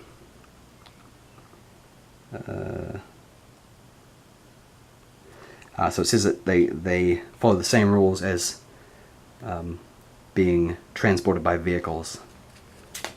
So, transporting infantry. Disembark infantry are placed up to 3 inches away from the vehicle, any desired facing. Okay, so disembark my infantry, placed up 3 inches away, we place them there. I still have 1 action, so they can fire at these infantry here. Now that these guys are suppressed, these guys are my main threat. So I'll fire down there. I believe I have 16 inches range with my AK-74. Yep, 16-inch lethal range. Even if it wasn't within lethal range, I could still fire suppressively. So that's all good. We'll do that. 3+. Yay, success. They're prone, so it'll be -1 to damage. 3. 3 is suppressed 1. But no damage to morale or anything. Also, I believe these guys have a morale check from the damage from that hind there. Okay, rest of my Soviet units. What else is going on? This unit here, he's still in the minefield, and his morale's broken down, so he can't actually move anywhere yet. But he'll keep firing at this RPG team up on the hill, might as well. So two actions, near 3+. Yep, gets 1. It'll be -1 damage because of him being prone. So 5, that's pretty good. Suppressed 1, -1 to morale. So this fervent RPG is now -1 to morale. He's already needs to take a morale check, so he'll still take one at the end of the turn. Who else have I got? So I've got my light machine gun there, the PKM. He'll fire up there at the RPG team. He's got 2 actions, so fire with both. He's 3+. Hits with 1. This will be standard damage because the PKM is +1, but the enemy is prone, so standard damage. 5. 5 is suppressed 1, and -1 to morale. So -1 to morale, and you've got a morale check to take there. My RPG friend. All the markers. There's quite a few markers in this game, but it's kind of what makes it interesting. The wearing down of morale and suppression. It's a large part of these rules. Okay, what other Soviet units have we got? The spotter has to wait for his request to be processed before he can do anything else. I've got my shaky BTR here, and the shaky BTR is going to fire at these guys down here because they're not on high ground. He can target them freely, and he's got a lot of firepower. So let's see what he can do. Fire the 2 PKT. I always forget the name for the 14.5mm KPV. So 5+. Yep, get 1 hit on the PKV. Sorry, KPV. Christ. And then I've got my 7.6mm 7.6mm coaxial, which I think is the PKT. Anyway, so 1 hit from the 14.5mm and 2 attacks from the 7.6mm. So 1 from the 7.6 too. Alright, they're both +1. Enemy's prone, so standard damage. 4 and a 2. So 4 is -1 morale and suppressed 1. So not too bad. They're already suppressed 1, but now they are -1 to morale as well. And I've got a morale check at the end of the turn. Not too bad. Making progress. Shaky BTR is doing okay. Over here we have our prone unit of Soviet infantry against 2 targets there, which is kind of a trouble. Now what are they going to do? I say we'll just fire and just hope for the best. Dig in. Although, if this unit isn't prone, it might be worth trying to take them out while they're still running about. So we'll do that. We'll fire at them. Need a 3+. We hit once. We get one hit, and we roll damage. Standard damage. 5. Suppressed 1 and -1 to morale. They'll need to take a morale check at the end of the turn. Place a little yellow marker. Let me know they need to do that. I've got a BTR back here. He'll keep firing at that shaky Dashika down there. So the PKT 7.6mm hits with 1, and then the KPV 14.5mm hits with both. So it'll be standard damage for all weapons. I can just roll them all together. That's only the range that's different between the 14.5mm and the 7.6mm. The 14.5mm fires quite slowly, which is why it's got the same damage versus infantry versus the quite fast firing PKM.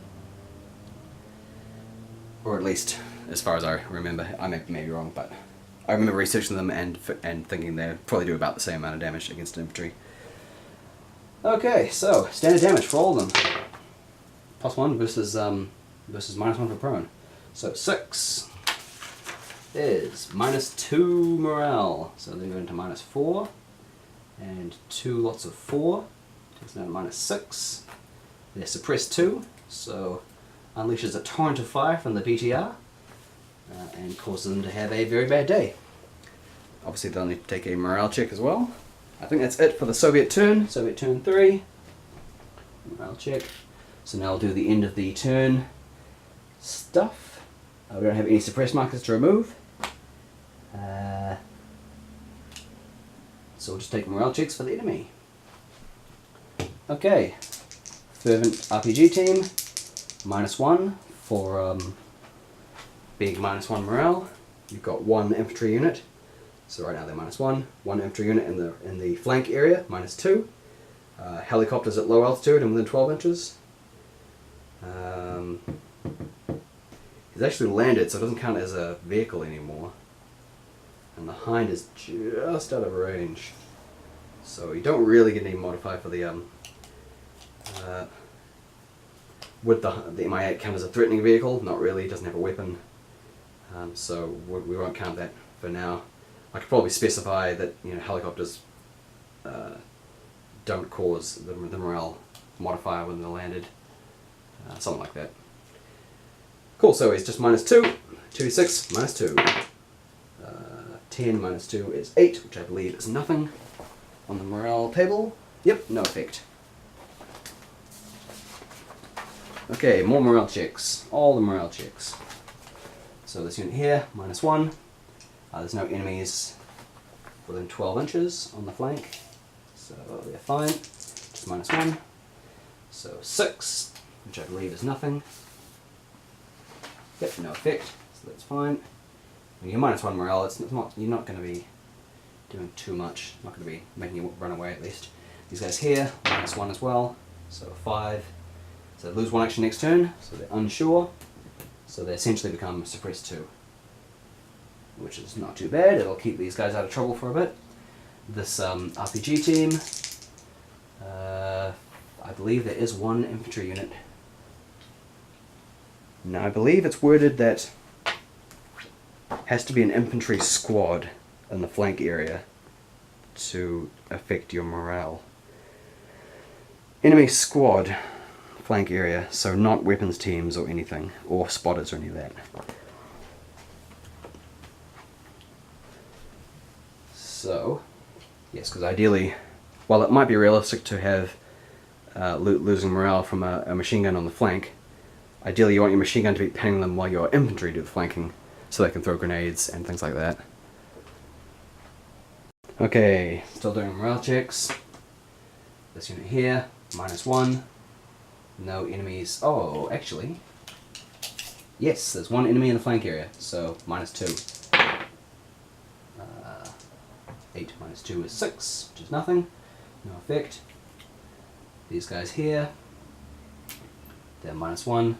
Are the enemies in the flank area?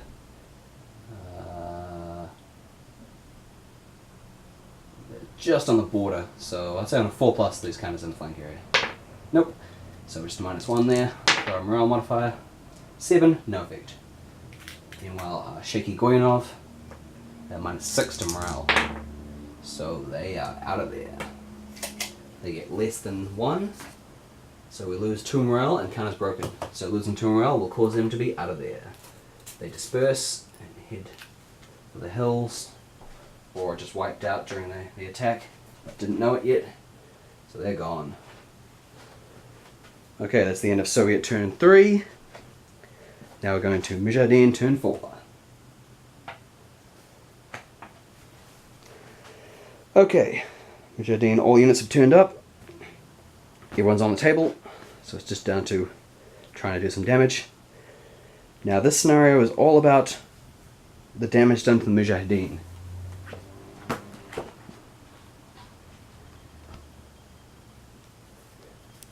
Oh, right, so 75% of the Mujahideen are destroyed, heroic Soviet victory, 50 to 74, Soviet victory, 25 to 49 is a draw, percent of Mujahideen destroyed is a draw, less than 25 destroyed is a Mujahideen victory. And there's overriding victory conditions, so if I destroy more than 50% of the Soviets, it's a draw, or more than 75%, it's a Mujahideen victory. So I'm going to try and just wipe them out. That's going to be my plan. My game plan is the Mujahideen. I could try to tally up how much I've lost and maybe try to make an escape, but I'm just gonna try to keep attacking and see what I can do. Okay, so who do I actually have left? There's Goyanov. We'll fire down at those infantry down there. 3+, both actions. Standard damage. 4 is suppressed 1 and -1 to morale. So taking fire, -1 morale. Need a morale check. These infantry will do the same thing. They've just got 1 attack because they suppressed 1. So 3+, they fail. They failed their quality check. This and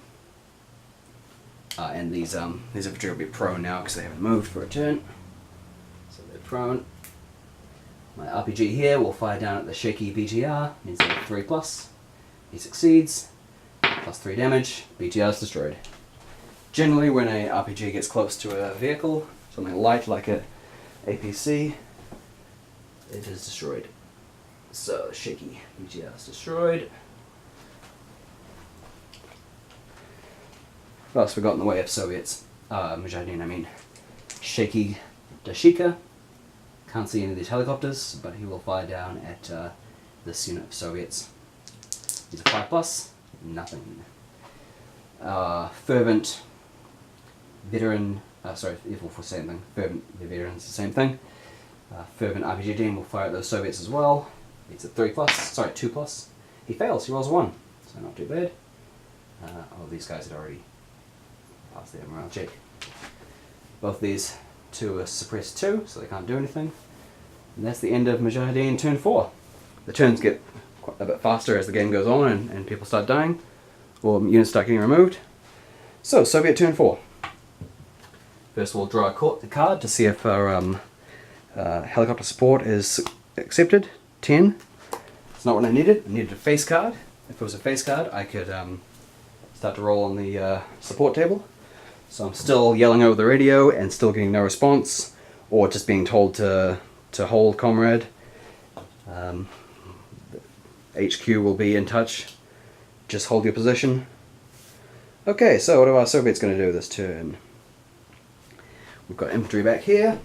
I think they're going to go prone and start lighting up those Mujahideen infantry units at long range. MI8, he's going to take off, take some 2 actions. So he's in the air now. Still counts as stationary, so while this guy could have fired at him, he'll still be stationary next turn, so he can try that next turn if he wants to. Hind will do an attack run, so he moves 12 inches directly forwards. And his attack run will be on this unit here. So 1 action for attack run, fires his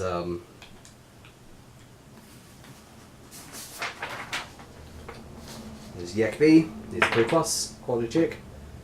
And he succeeds. +1 versus infantry. Sorry, +2 versus infantry. Prone makes it only +1. So 2 damage, which is just suppressed 1. Sorry, at the end of the Meridian turn, I remove all suppressed markers. Forgot about that. Wondering why these units were still suppressed at the start of the turn. Something that's very important. You have to go through and remove all your suppression. Cool. But now these guys are suppressed 1 because of that attack. Rocket pods, need a 3, nope. And 23 mil, you fail as well. So not the most successful attack run. But now we can do a pivot. Actually, we can just fire again. So task taking 1 action, fire a single weapon. So let's sit there and fire some rocket pods at them. Why not? Need a 3+, success. Rocket pods +3, prone makes it only +2.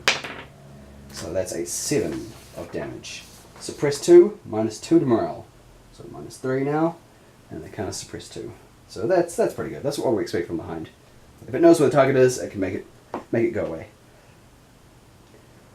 Infantry here, they'll fire both actions, using both actions to fire AK-47s. Because these guys are already suppressed, they're going to try and fire the other ones.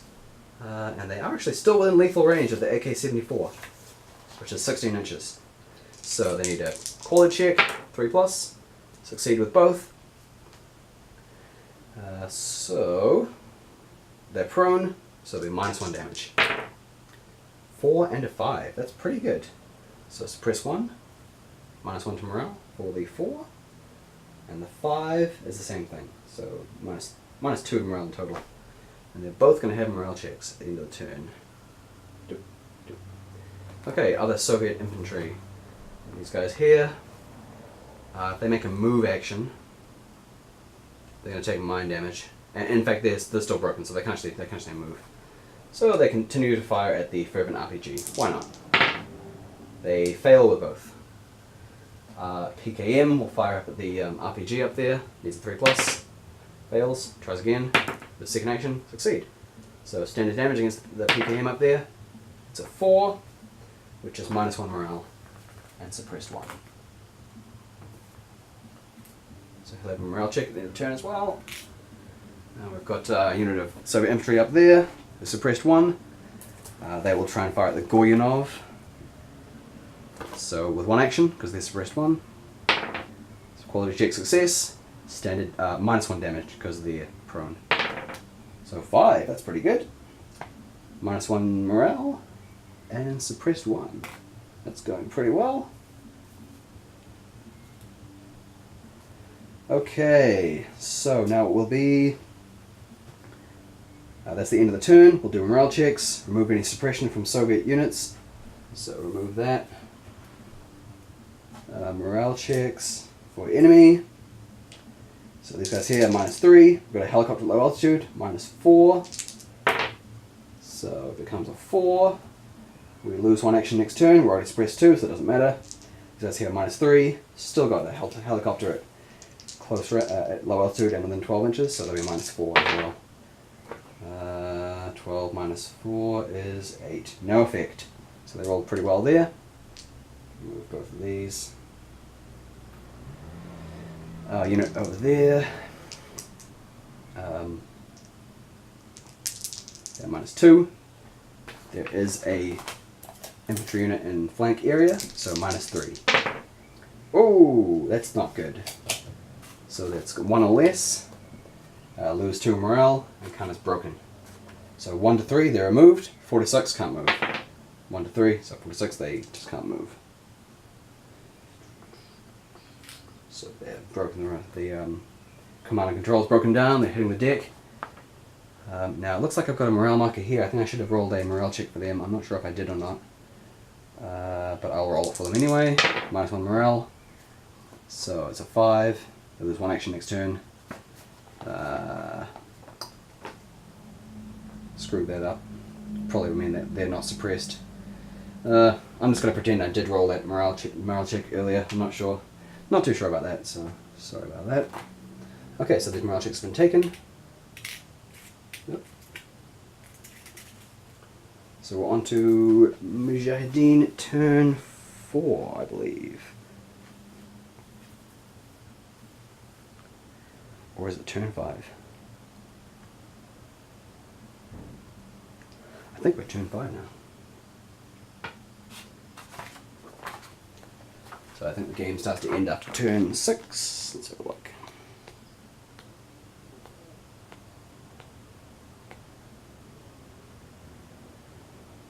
In-game results. Yep, after turn 6.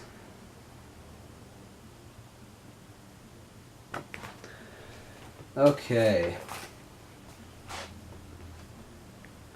Mujahideen turn 5. So what are they going to do? We're at the point where we're taking quite a bit of damage, and it might be a good idea to actually get out of there.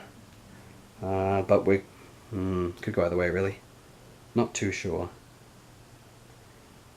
So, let's just keep attacking. He's fully suppressed. We've got an RPG there. We're going to, we could try to turn and attack this MI8.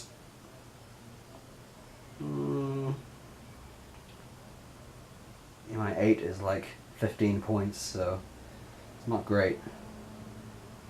But it's possible. But if we do turn, we'll no longer be prone and it could be trouble.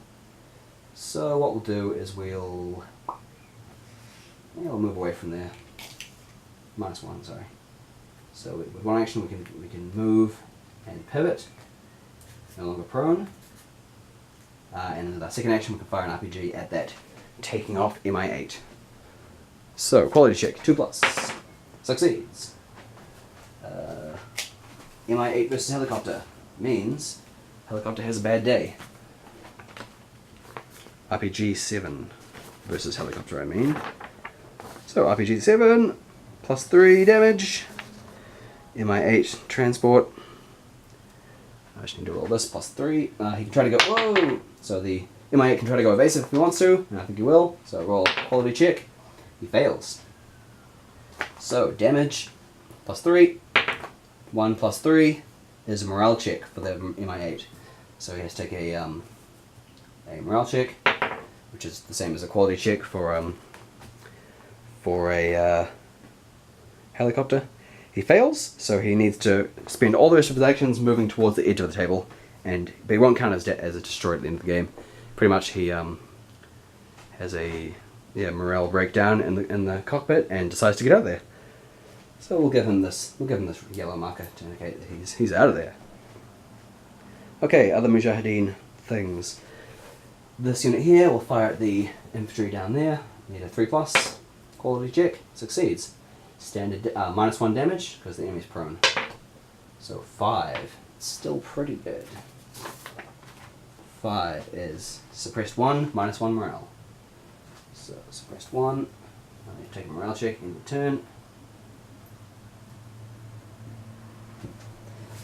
What else we got? We've got an RPG here.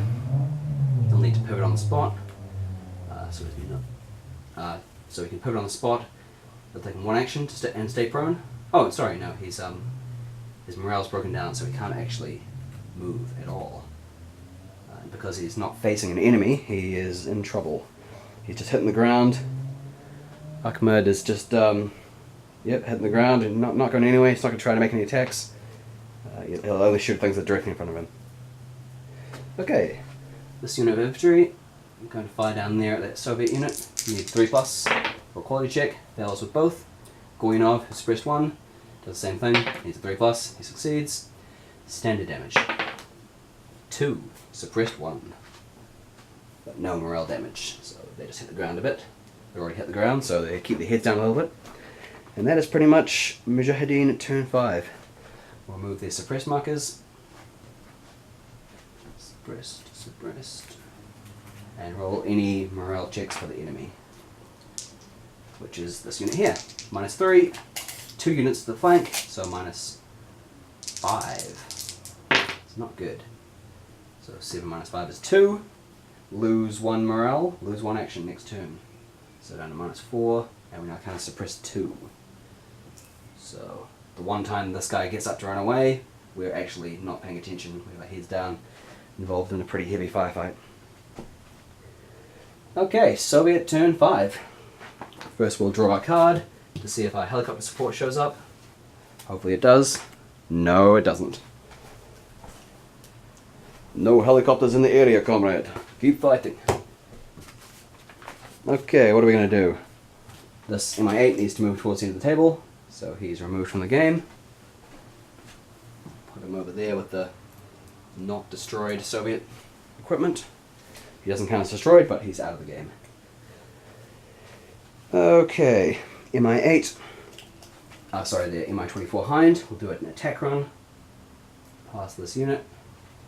Now I can potentially fire at both units if he wants to. It'll be entirely up to him.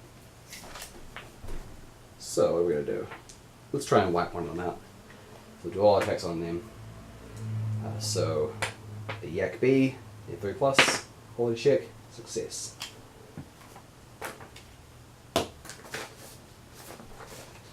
Yak B is +2, so it'll be +1 damage against them. 5, -1 to morale, so -4, and suppressed 1. But the morale check. Rocket pod, 3+, success. Plus, usually +3 to infantry, but +2 because of prone. So +2 becomes 8, -3 to morale. So they're actually removed straight away because they go down to 6 and then -7. So they're out of there. Annihilated by rockets and various other ordnance from the Hind there. Now he can turn on the spot, do a pivot, and during that pivot he can fire his Yak B at that unit as well. So he needs 3, succeeds. The Yak B is +2, so +1 because they're prone. It's 1 damage. There's a 4, 4 suppressed 1, and -1 to morale. So -4 morale, suppressed 1. Okay, other Soviet things. This unit of infantry will fire at that fervent RPG team up there. They got 2 actions, they get 3+. They succeed with both. He's not prone, so he gets no cover. It's just standard damage. 5 and 6, that is looking very good. So 5, -1 morale. And suppressed 1. 6, -2 morale.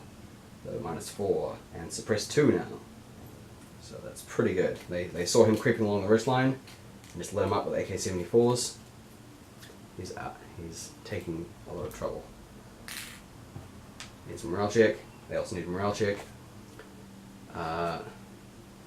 Oh. I think I rolled my morale check for these guys already. I'm not sure. I'll roll it again just in case. -4, there were 2 units on the side, so -6. 8 -6 is 2. Lose 1 morale. I'm not sure if I rolled that already, but nah, whatever. Let's say I did. I didn't. There's 1 morale, but remove that. Sometimes I forget to remove the marker, or just genuinely forget. Okay, other Soviet things. Spotter, chilling out, waiting for the orders to come through, waiting for reinforcements. Light machine gun, keep firing on that RPG team up there. Needs a 3, succeeds. It'll be standard damage, I believe. PKM, yep, standard damage. +1 versus -1. So 3, suppressed 1. Doesn't really matter too much as he doesn't have anything to shoot at and he can't turn. So Soviet unit down there. Fire the Goyanov. Only 1 action because they suppressed 1, so 3+. Fail their quality check. Okay, end of the turn. We're going to remove any of our suppressed markers for the Soviets. Suppressed, suppressed. And then we're going to make any morale checks for the enemy. These guys are -4. There is a enemy in their flank area, but there's not a helicopter within 12 inches, so -5. They are out of there. They get less than 1 for their morale check, which would lose 2 morale immediately, -6. And then we roll to see if they're either removed or have their command and control breaking down. So 1 to 3, they're removed. They are removed. Fervent RPG is gone. Remove all the associated markers. Now the morale checks, these guys. -4. No units in the flank area within 12 inches, but there is a helicopter, so -5. Wow, they're out of there too. So straight away, -2 morale. Roll to see what happens when their cannon is broken. 1 to 3, they're removed. So they're not removed, but their command and control breaks down. They just kind of hit the ground, or they can't move. They don't know what's going on.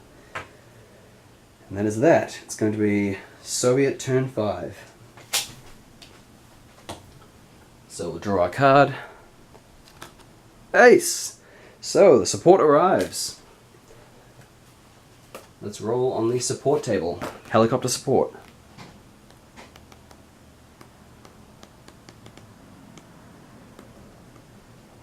Helicopter reinforcements. So we roll 1d6 and see what happens. It's a 4.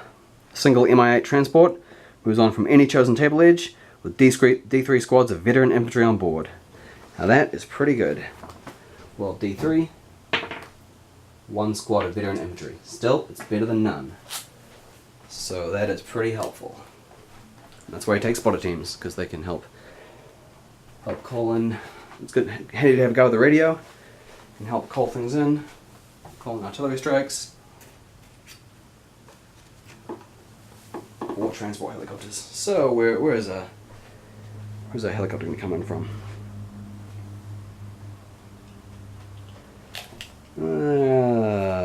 From any table edge. So don't really want to go into this killing field, but maybe around.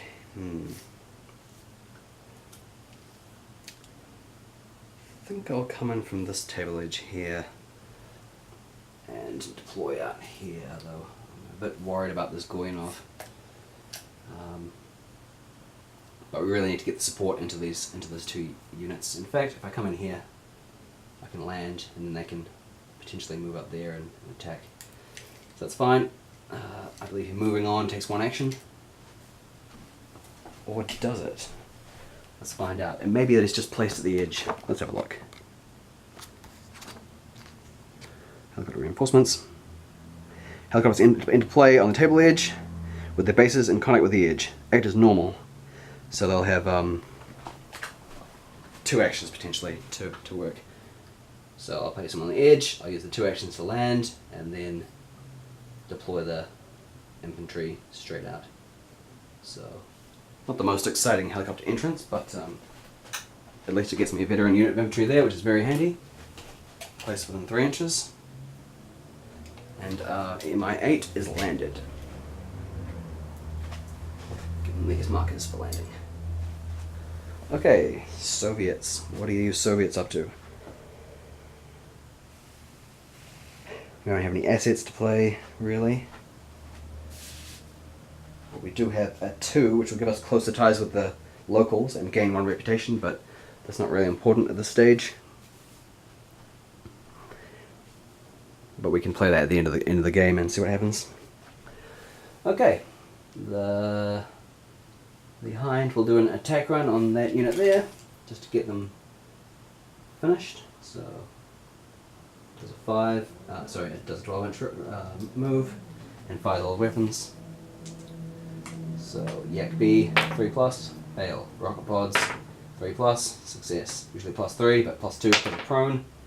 So 5, that's -1 morale, they're out of there. So this unit's wiped out by helicopters. By the Hind. You can see once the infantry appear, they can be quite fragile, and eventually they will get worn down, especially when exposed to heavy weapons like rocket pods or artillery or mortars, that kind of thing. Hind still has 1 action. He's going to do a pivot on the spot, and while he does that, he can fire his Yak B at that prone RPG team. Yak B has a rather long range, 40-inch lethal range. Easily in range. So 3+, succeeds. With +1 damage. So 4 damage. It is -1 morale. So -5. And morale check. And it'll count as suppressed 1. Now I should have removed all my suppressed markers from the Mujahideen, but I only had that one, and now it's come back straight away, so no problem there. I think I forgot about my shaky dashika as well, so I'll do that while I remember from last turn. 2 attacks down there at that unit. Oh no, since I forgot it, I'll just leave it. So what else can the Soviets do? We can call in more support potentially, but I don't think we really need it. Plus he doesn't have any targets within his line of sight anymore, so we can do it, pivot on the spot, and call in an airstrike on these guys. Well, start to. It'll take them 1 action. So I just put a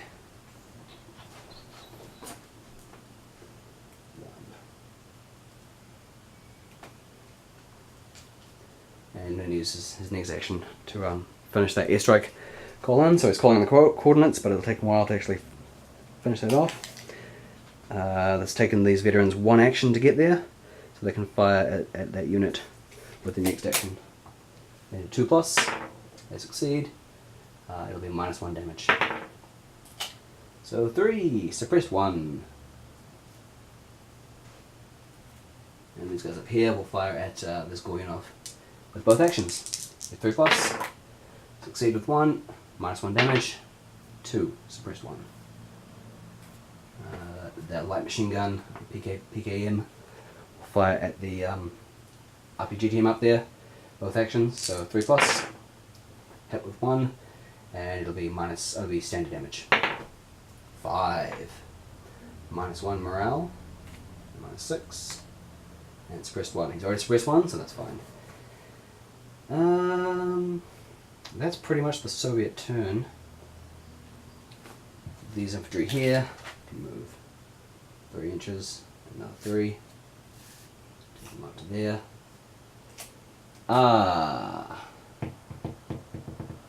This Goyunov continues to fire in range of those civilians pretty much every turn without thinking about it. So it's likely you've lost a lot of reputation there. Often new players to the game won't realize what's going on with reputation, and they'll just blaze away, and so I think it's lost at least -1, and then maybe a -2 in there, so they've lost a fair bit of reputation just from firing. I think there was a turn when they were suppressed, and it's probably even more than that. The Mujahideen would now realize that they've lost so much reputation just from firing the other civilians that they're probably going to want to move if they want to maintain any semblance of order with the locals.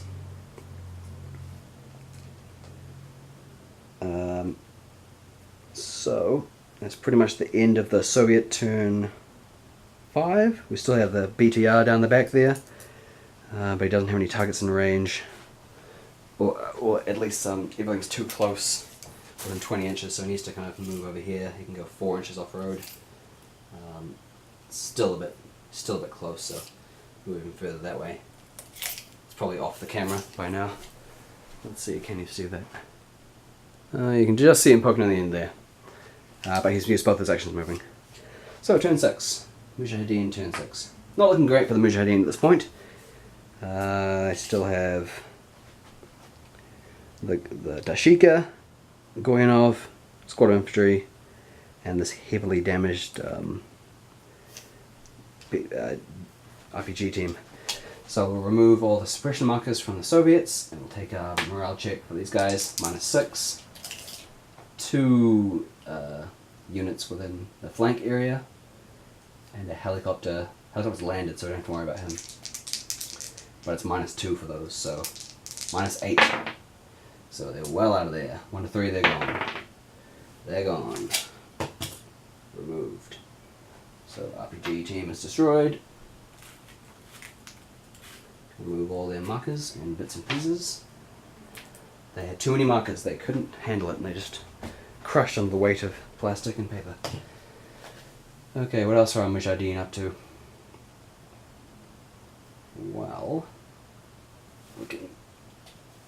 at this point it'd be great to have something like escape routes where you can just, anyone within 12 inches of the table edge, like these guys, could just disappear and get out of there.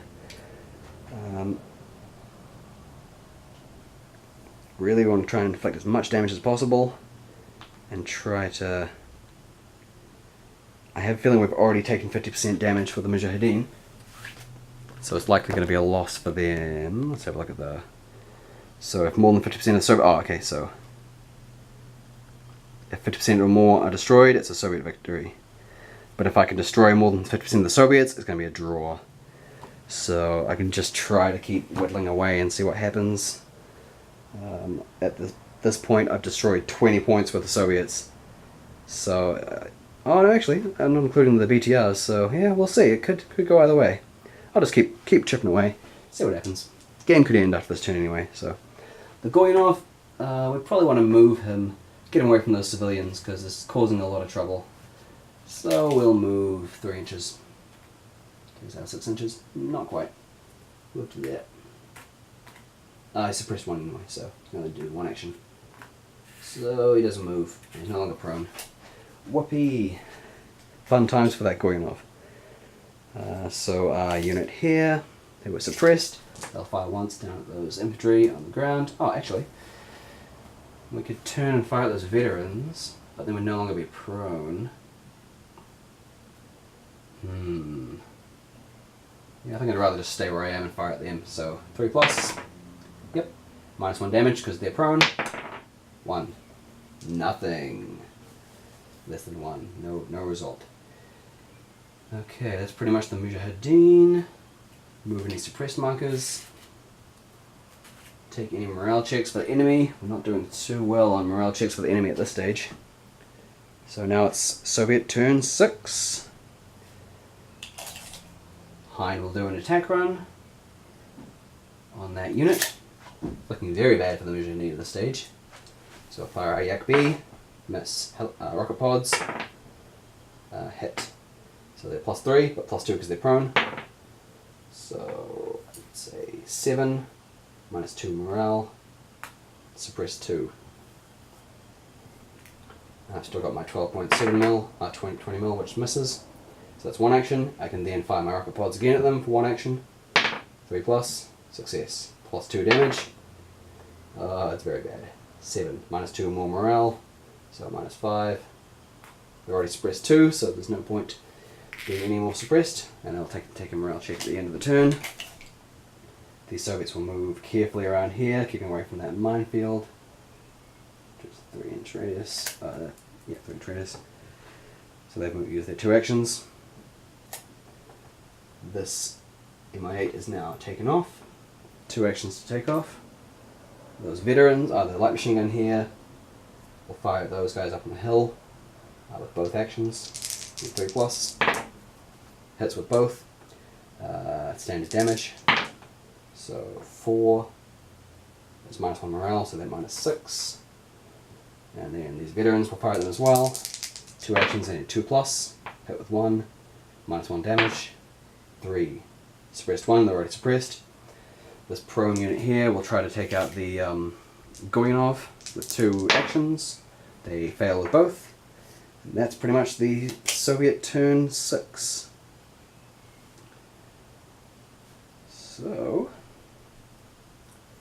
remove any suppressed markers, there's none. We've got a morale check for these guys. -6, -7, because this guy's in the flank area, so anywhere behind this 45 degrees ahead of the base, anywhere else is the flank area. So we've got 1 unit in the flank, so -6, -7, helicopters at low altitude and 12 inches, -8, -6, -7, -8 for both helicopters. So 10 -8 is 2, not too bad, they lose 1 morale, which means they're out of there. So they're removed. As the game wears on, units get closer and closer to breaking, and they eventually just break. Okay, that's the end of the Soviet turn 6. Now we see if the game ends. 102, it ends. Yep, the game is over. GG, as they say on the internet. Now let's work out how much is left.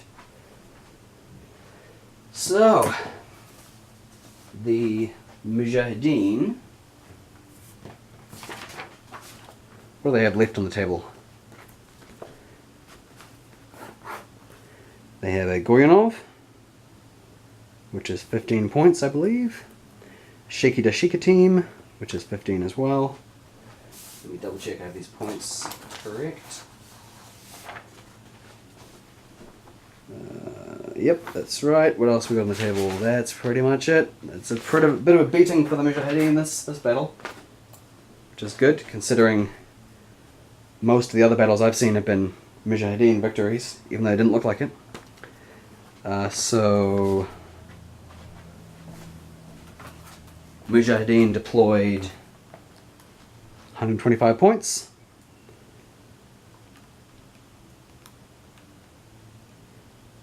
Uh, 75 points. 75% would be 93.75 points. We look at okay, 75% or more of the Mujahideen destroyed. It's a heroic Soviet victory. 125 minus 30, so it's easily going to be. It's looking like a heroic Soviet victory at this point. But we do need to work out if more than 50% of the Soviets have been destroyed, which I'm not sure. It might be close, but maybe not. So let me double check this with the Mujahideen. 125. So 93.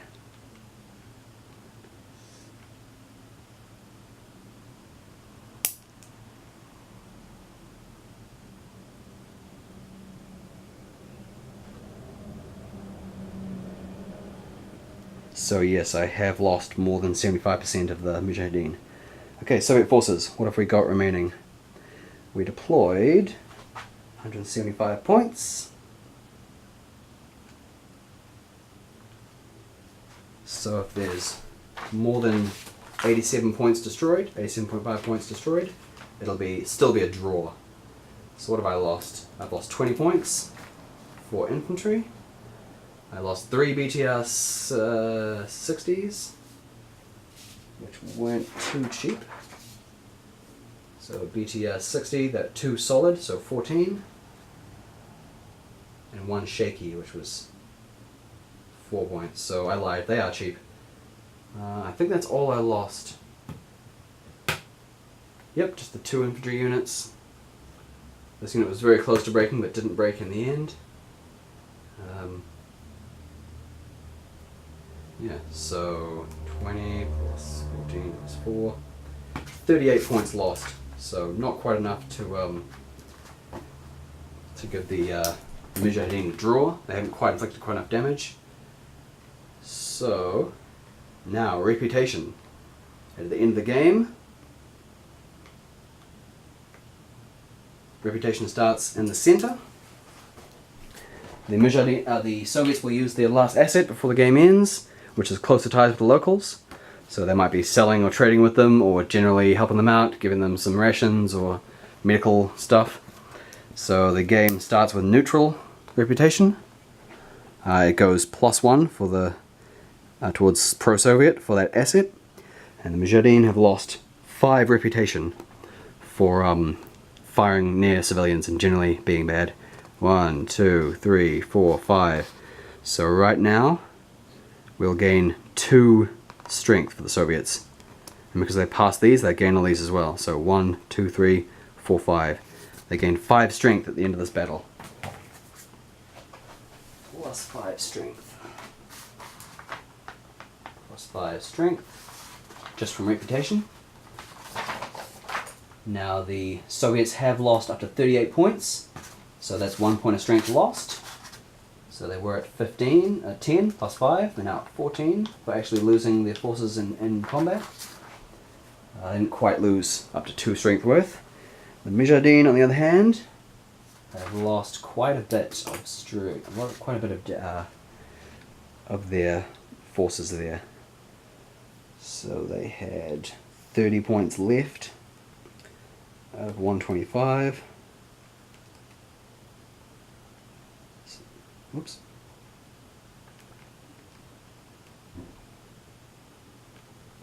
So they lose 3 strength out of that.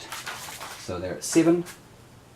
So the final tally of strength, Mujahideen have 7 strength. They lost 3 worth in the battle.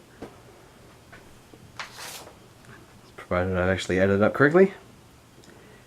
It was almost 4. They almost lost 4 because they're very close, but not quite. And the Soviets have 14. So the difference is more than 5. The Soviets would claim this area in a campaign. So it would be one decisive battle, straight in, wiped all the Mujahideen out, and caused them to leave the area for a while at least. And yeah, that's it. That's Hind Seek.